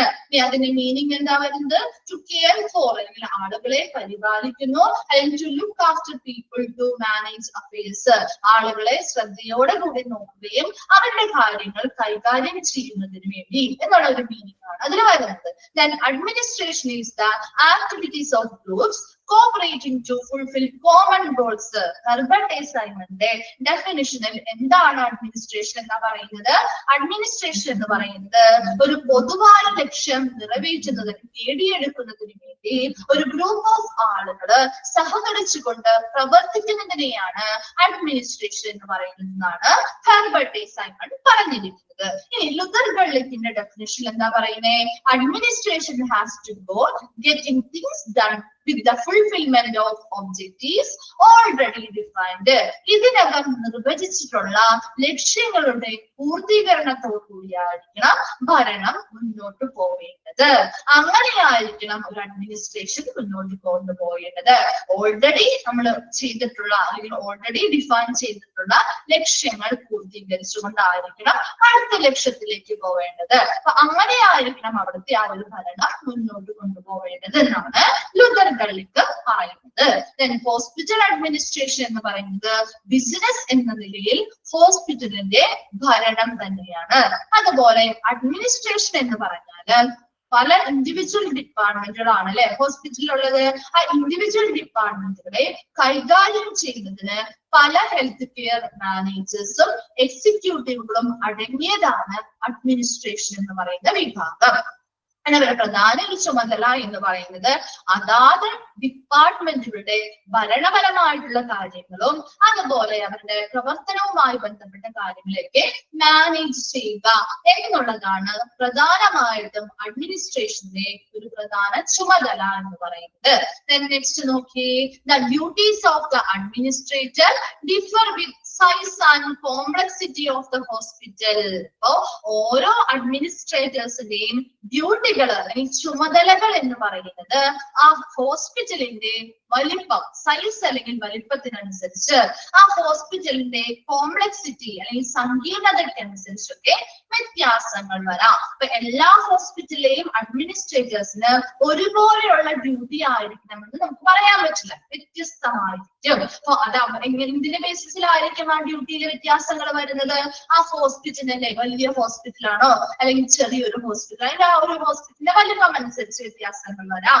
അല്ലെങ്കിൽ ആ ഹോസ്പിറ്റൽ എങ്ങനെയാണ്, കുറച്ച് ട്രീറ്റ്മെന്റുകൾ മാത്രം ചെയ്യുന്ന ഒരു ഹോസ്പിറ്റൽ ആണെങ്കിൽ ഒരുപാട് ട്രീറ്റ്മെന്റുകൾ സർവീസുകൾ കൊടുക്കുന്നതാവുമ്പോൾ അതിനനുസരിച്ചുള്ള ഡ്യൂട്ടികൾ ഉണ്ടാവും അല്ലെ. അപ്പൊ അതുപോലെയുള്ള ഹോസ്പിറ്റലിന്റെ കോംപ്ലക്സിറ്റി അല്ലെങ്കിൽ സങ്കീർണതയ്ക്കനുസരിച്ചും ഡ്യൂട്ടീസ് അല്ലെങ്കിൽ ചുമതലകളിൽ വ്യത്യാസങ്ങൾ വരാം. Then administrators are contact between hospital board, other administrators and medical staff. ഇനി കുറച്ച് ഹോസ്പിറ്റൽ അഡ്മിനിസ്ട്രേറ്റേഴ്സിന്റെ ഡ്യൂട്ടികളുമായി ബന്ധപ്പെട്ട് കുറച്ച് കാര്യങ്ങൾ നമ്മൾ പറയുന്നുണ്ട്. ഇപ്പൊ നോക്കിയേ, ഒരു അഡ്മിനിസ്ട്രേറ്റർ എന്ന് പറയുന്നത് അവർ ആരൊക്കെ തമ്മിൽ നല്ല കോണ്ടാക്ട് ഉള്ളവരായിരിക്കണം? ഹോസ്പിറ്റൽ ബോർഡിൽ ആരൊക്കെ വരാം? ഒരുപാട് ആളുകളുണ്ട് അല്ലെ. നമ്മുടെ ആ ഹോസ്പിറ്റല് സുഗമമായി മുന്നോട്ട് പോവാനായിട്ട് സഹായിക്കുന്ന ഒരു ഗ്രൂപ്പ് ഓഫ് ആളുകൾ അടങ്ങിയതാണ് ഹോസ്പിറ്റൽ ബോർഡ് എന്ന് പറയുന്നത് അല്ലെ. ആ ഹോസ്പിറ്റൽ ബോർഡുമായിട്ട്, അതുപോലെ മറ്റ് അഡ്മിനിസ്ട്രേറ്റേഴ്സുമായിട്ട്, അതുപോലെ അവിടുത്തെ മെഡിക്കൽ സ്റ്റാഫുകളുമായിട്ട് നല്ലൊരു കോണ്ടാക്ട് അല്ലെങ്കിൽ സമ്പർക്കം ആര് പുലർത്തണം? അഡ്മിനിസ്ട്രേറ്റേഴ്സ് പുലർത്തേണ്ടതാണ്. രണ്ടാമതായി പറയുന്നത് they organize hospital activities and prepare its overall policies. ഹോസ്പിറ്റലുമായി ബന്ധപ്പെട്ട് പോളിസികൾ അല്ലെങ്കിൽ നയങ്ങൾ തയ്യാറാക്കുകയും ഹോസ്പിറ്റലിലുള്ള എല്ലാ ആക്ടിവിറ്റീസ് അല്ലെങ്കിൽ പ്രവർത്തനങ്ങളെ ഓർഗനൈസ് ചെയ്യുക അല്ലെങ്കിൽ സംഘടിപ്പിക്കുകയും ചെയ്യുക. And some administrators are in charge of hiring doctors and other staff, carrying out employee evaluations and directing staff meeting. ഇനി ചില അഡ്മിനിസ്ട്രേറ്റേഴ്സിന് എന്ത് ഡ്യൂട്ടി കൂടി ഉണ്ടാവും? ഹയറിംഗ് ഡോക്ടേഴ്സ് ആൻഡ് അതർ സ്റ്റാഫുകള്, മറ്റ് ജീവനക്കാരെയും ഡോക്ടേഴ്സിനെയൊക്കെ നിയമിക്കാനുള്ള ചുമതലകളും ഉണ്ടായിരിക്കാം. എല്ലാവർക്കും അല്ലാണ്ടോ പറയുന്നേ, ഹോസ്പിറ്റലിനനുസരിച്ച് ഡ്യൂട്ടികൾ ചേഞ്ച് ചെയ്യും അല്ലെ. അപ്പൊ ചില അഡ്മിനിസ്ട്രേറ്റേഴ്സിന് ഡോക്ടേഴ്സിനെ നിയമിക്കാൻ അല്ലെങ്കിൽ മറ്റ് സ്റ്റാഫുകളെയും ഡോക്ടേഴ്സിനെയൊക്കെ നിയമിക്കാനുള്ളൊരു ഉത്തരവാദിത്തം അല്ലെങ്കിൽ ചുമതല ഉണ്ടാവാം. And carrying out employee evaluation, ഈ പറയുന്ന ഓരോ ജീവനക്കാരെയും കൃത്യമായിട്ട് അവർ വർക്ക് ചെയ്യുന്നുണ്ടോ എന്നുള്ളത് ഇവാലുവേഷൻ നടത്തുക അല്ലെങ്കിൽ വിശകലനം ചെയ്യുക അല്ലെങ്കിൽ വിലയിരുത്തുക. അതുപോലെ സ്റ്റാഫ് മീറ്റിങ്ങുകൾ കണ്ടക്ട് ചെയ്യുക. Then they may also be accountable for that hospitals public relations and fundraising program. ഹോസ്പിറ്റലുമായി ബന്ധപ്പെട്ടുള്ള പബ്ലിക് റിലേഷൻസ്, ആളുകളോടുള്ള ആ ഒരു റിലേഷൻഷിപ്പ് അല്ലെ, അത് ഇംപ്രൂവ് ചെയ്യാനായിട്ടുള്ള കാര്യങ്ങൾ ചെയ്യുക. അതുപോലെ ഫണ്ട് റേസിംഗ് പ്രോഗ്രാം അല്ലെങ്കിൽ ധനസമാഹരണ പരിപാടികൾ നടത്തുന്നുണ്ടെങ്കിൽ അതുമായി ബന്ധപ്പെട്ട ഉത്തരവാദിത്തം അഡ്മിനിസ്ട്രേറ്റേഴ്സിനായിരിക്കും. Since administrators develop programs for teaching and research hospitals, they have to keep up with the latest advances in medicine. എന്താണ്? അഡ്മിനിസ്ട്രേറ്റേഴ്സ് പ്രോഗ്രാമുകൾ ഡെവലപ്പ് ചെയ്യണം. എന്തിനു വേണ്ടിയാണ്? ആ ഹോസ്പിറ്റൽ പരമായിട്ടുള്ള ഗവേഷണങ്ങൾ നടത്താനും ടീച്ചിങ് പ്രോഗ്രാമുകൾ നടത്താനുമുള്ള പ്രോഗ്രാമുകൾ ആര് ഡെവലപ്പ് ചെയ്യണം? അഡ്മിനിസ്ട്രേറ്റേഴ്സ് ഡെവലപ്പ് ചെയ്യണം. And they have to keep up with the latest advances in medicine. വൈദ്യശാസ്ത്രത്തിൽ വരുന്ന പുതിയതായിട്ട് വരുന്ന സാങ്കേതിക വിദ്യകള് അല്ലെങ്കിൽ അഡ്വാൻസ്മെന്റ്സുകളൊക്കെ എന്താണ്? ഹോസ്പിറ്റലിൽ എപ്പോഴും പുതിയ പുതിയ അപ്ഡേഷൻസ് നടത്തി പുതിയ പുതിയ ടെക്നോളജീസ്, കാര്യങ്ങൾ, അഡ്വാൻസ്മെന്റ്സ് ഒക്കെ ഹോസ്പിറ്റലിൽ കൊണ്ടുവരേണ്ടതും ആരുടെ ഡ്യൂട്ടിയാണ്? ഹോസ്പിറ്റൽ അഡ്മിനിസ്ട്രേറ്ററിന്റെ ഡ്യൂട്ടിയാണ്. എന്തൊക്കെ നമ്മൾ പറഞ്ഞത്? ഹോസ്പിറ്റൽ അഡ്മിനിസ്ട്രേറ്ററിന്റെ ഡ്യൂട്ടീസ് എന്ന് പറയുന്നത് ആ ഹോസ്പിറ്റലിന്റെ വലിപ്പത്തിനനുസരിച്ച് അല്ലെങ്കിൽ ആ ഹോസ്പിറ്റലിന്റെ കോംപ്ലക്സിറ്റി അല്ലെങ്കിൽ സങ്കീർണതയ്ക്കനുസരിച്ച് വ്യത്യാസങ്ങൾ ഉണ്ടാവും. ഇതിൽ പ്രധാനമായിട്ട് കുറച്ച് ഡ്യൂട്ടീസ് പറയുന്നത് എന്താണ്? ഹോസ്പിറ്റൽ അഡ്മിനിസ്ട്രേറ്റേഴ്സ് എന്ന് പറയുന്നത് അവിടുത്തെ ഹോസ്പിറ്റൽ ബോർഡ് അംഗങ്ങളുമായിട്ട്, മറ്റ് അഡ്മിനിസ്ട്രേറ്റേഴ്സുമായിട്ട്, മറ്റ് മെഡിക്കൽ ജീവനക്കാരുമായിട്ടൊക്കെ നല്ലൊരു കോണ്ടാക്ട് അല്ലെങ്കിൽ സമ്പർക്കം പുലർത്തുന്നവരായിരിക്കണം. രണ്ടാമത് പറഞ്ഞത് എന്താ? ഹോസ്പിറ്റലുമായി ബന്ധപ്പെട്ട എല്ലാ പ്രവർത്തനങ്ങളും സംഘടിപ്പിക്കുകയും നയങ്ങൾ അല്ലെങ്കിൽ പോളിസികൾ പ്രിപ്പയർ ചെയ്യുക അല്ലെങ്കിൽ വികസിപ്പിക്കുകയും ചെയ്യുക. ദെൻ എന്താ പറഞ്ഞേ? ചില ഹോസ്പിറ്റൽ അഡ്മിനിസ്ട്രേറ്റേഴ്സിന് എന്ത് ചാർജ് ഉണ്ടാവും? എന്ത് ഇൻചാർജ് അല്ലെങ്കിൽ എന്ത് ചുമതല ഉണ്ടാവും? ഡോക്ടേഴ്സിനെ നിയമിക്കാൻ അല്ലെങ്കിൽ മറ്റ് സ്റ്റാഫുകളെ നിയമിക്കാനുള്ള ചുമതലകൾ ഉണ്ടാവും. അതുപോലെ ഈ ഓരോ ജീവനക്കാരുടെയും കൃത്യമായിട്ട് അവര് ഡ്യൂട്ടി ചെയ്യുന്നുണ്ടോ എന്നുള്ളത് ഇവാലുവേറ്റ് ചെയ്ത് വിലയിരുത്തുക. അതുപോലെ തന്നെ സ്റ്റാഫ് മീറ്റിങ്ങുകൾ കണ്ടക്ട് ചെയ്യുക. നെക്സ്റ്റ് പറഞ്ഞ എന്താണ്? ഹോസ്പിറ്റലുമായി ബന്ധപ്പെട്ടുള്ള പബ്ലിക് റിലേഷൻസ് നല്ല രീതിയിൽ മുന്നോട്ട് പോകുന്നുണ്ടോ, അതുപോലെ ഫണ്ട് റൈസിംഗ് പ്രോഗ്രാം അല്ലെങ്കിൽ ധനസമാഹരണ പരിപാടികളൊക്കെ നടത്തുന്നുണ്ടെങ്കിൽ അതിന്റെയൊക്കെ ചുമതല ഹോസ്പിറ്റൽ അഡ്മിനിസ്ട്രേറ്റേഴ്സിനായിരിക്കും. ലാസ്റ്റ് പറഞ്ഞ എന്താ, ഹോസ്പിറ്റലുമായി ബന്ധപ്പെട്ട് ഗവേഷണങ്ങൾക്കും ടീച്ചിങ്ങുകൾക്കും ആവശ്യമായിട്ടുള്ള പരിശീലനങ്ങൾ അല്ലെ, ട്രെയിനിങ്ങുകൾ, ടീച്ചിങ് പ്രോഗ്രാമുകളൊക്കെ നടത്താറില്ലേ, അപ്പൊ അതുമായി ബന്ധപ്പെട്ടുള്ള പ്രോഗ്രാമുകൾ ഡെവലപ്പ് ചെയ്യേണ്ടത് ഹോസ്പിറ്റൽ അഡ്മിനിസ്ട്രേറ്റേഴ്സ് ആണ്. അതുപോലെ തന്നെ പുതിയതായി വരുന്ന അഡ്വാൻസസ് ഒക്കെ അഡ്വാൻസ് ടെക്നോളജികളും കാര്യങ്ങളും ഒക്കെ ഹോസ്പിറ്റലിൽ മെഡിസിനൽ ഫീൽഡിലുള്ള ഇങ്ങനെയുള്ള അഡ്വാൻസ് ടെക്നോളജികളൊക്കെ ഹോസ്പിറ്റലിൽ അപ് ടു ഡേറ്റ് ആയിട്ട് കൊണ്ടുവരേണ്ടത് അല്ലെങ്കിൽ നടപ്പിലാക്കേണ്ടത് ഹോസ്പിറ്റൽ അഡ്മിനിസ്ട്രേറ്റേഴ്സ് ആണ്. ക്ലിയർ ആണോ? അത് അത്രയും ഭാഗം ക്ലിയർ ആണോ?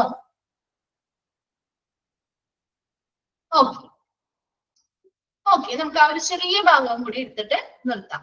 നോക്കിയത് ഇതൊരു ചെറിയ ഭാഗം നിങ്ങൾക്ക് അറിയാവുന്ന കാര്യം തന്നെയാണ്. നോക്കിയേ, large hospital maintain several administrators and assistant administrators managing different departments when one administrator is in overall charge. Overall എന്ന് പറയുന്നത് എന്താണ്, വലിയ ഹോസ്പിറ്റല് നിങ്ങൾ അങ്ങനെ ചിന്തിക്കുക കേട്ടോ. ഒരു വലിയ നല്ല ഫെസിലിറ്റി ഉള്ള ഒരു മൾട്ടി സ്പെഷ്യാലിറ്റി ഹോസ്പിറ്റലില് ഒരു അഡ്മിനിസ്ട്രേറ്റർ വർക്ക് ചെയ്യാണെന്ന് വിചാരിക്കുക. അപ്പൊ അവിടെ എന്ന് പറയുമ്പോൾ ഒരു അഡ്മിനിസ്ട്രേറ്റർ ഒരു ഹെഡായിട്ട് അല്ലെങ്കിൽ മൊത്തത്തിലുള്ള എല്ലാ കാര്യങ്ങളും നോക്കാനായിട്ട് ഒരു അഡ്മിനിസ്ട്രേറ്ററിന് ചുമതല കൊടുത്തിട്ടുണ്ടാവും. ഇനി അവരുടെ കീഴില് ഒത്തിരി അഡ്മിനിസ്ട്രേറ്റേഴ്സും അസിസ്റ്റന്റ് അഡ്മിനിസ്ട്രേറ്റേഴ്സും ഉണ്ടാവും. എന്തിനു വേണ്ടിയാ? പല ഡിപ്പാർട്ട്മെന്റുകളില്ലേ അവിടെ, ആ പല ഡിപ്പാർട്ട്മെന്റുകളെയും മാനേജ് ചെയ്യാനായിട്ട് അതാത് അഡ്മിനിസ്ട്രേറ്റേഴ്സും അസിസ്റ്റന്റ് അഡ്മിനിസ്ട്രേറ്റേഴ്സും ഉണ്ടാവും. അവര് കൂടാതെ മൊത്തത്തിൽ ആ ഹോസ്പിറ്റലിനെ മാനേജ് ചെയ്യാനായിട്ട് ഒരു അഡ്മിനിസ്ട്രേറ്ററിന് ചുമതല നൽകിയിട്ടുണ്ടാവും. ക്ലിയർ ആണോ?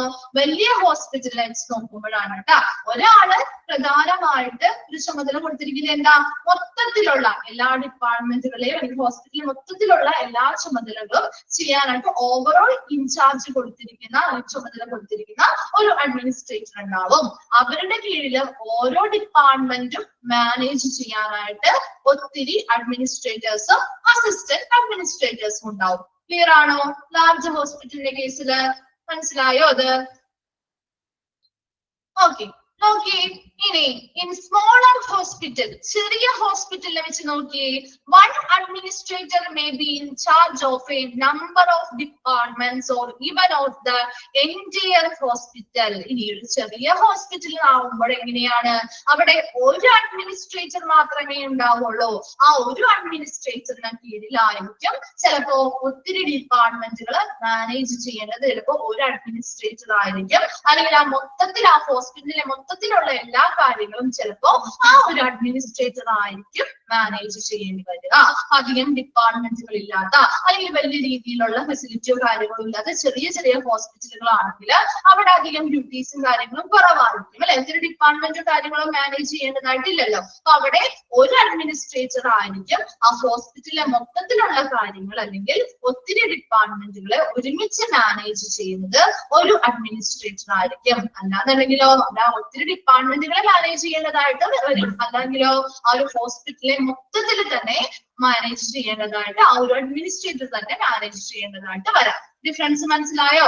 ലാർജ് ഹോസ്പിറ്റൽ ആവുമ്പോ അവിടെ എന്താണ്, ഒരാൾക്ക് പ്രധാനമായിട്ട് എല്ലാ ഓവറോൾ ഇൻചാർജും കൊടുത്തിട്ടുണ്ടാവും. അവരുടെ കീഴില് അതാത് ഡിപ്പാർട്ട്മെന്റുകളെ മാനേജ് ചെയ്യാനായിട്ട് സെവറൽ അഡ്മിനിസ്ട്രേറ്റേഴ്സും അസിസ്റ്റന്റ് അഡ്മിനിസ്ട്രേറ്റേഴ്സും ഉണ്ടാവും. എന്നാൽ സ്മോളർ ഹോസ്പിറ്റലിലേക്ക് വരുമ്പോ അവിടെ ആ ഹോസ്പിറ്റലിലുള്ള ഒത്തിരി നമ്പർ ഓഫ് ഡിപ്പാർട്ട്മെന്റുകൾ ഉണ്ട്.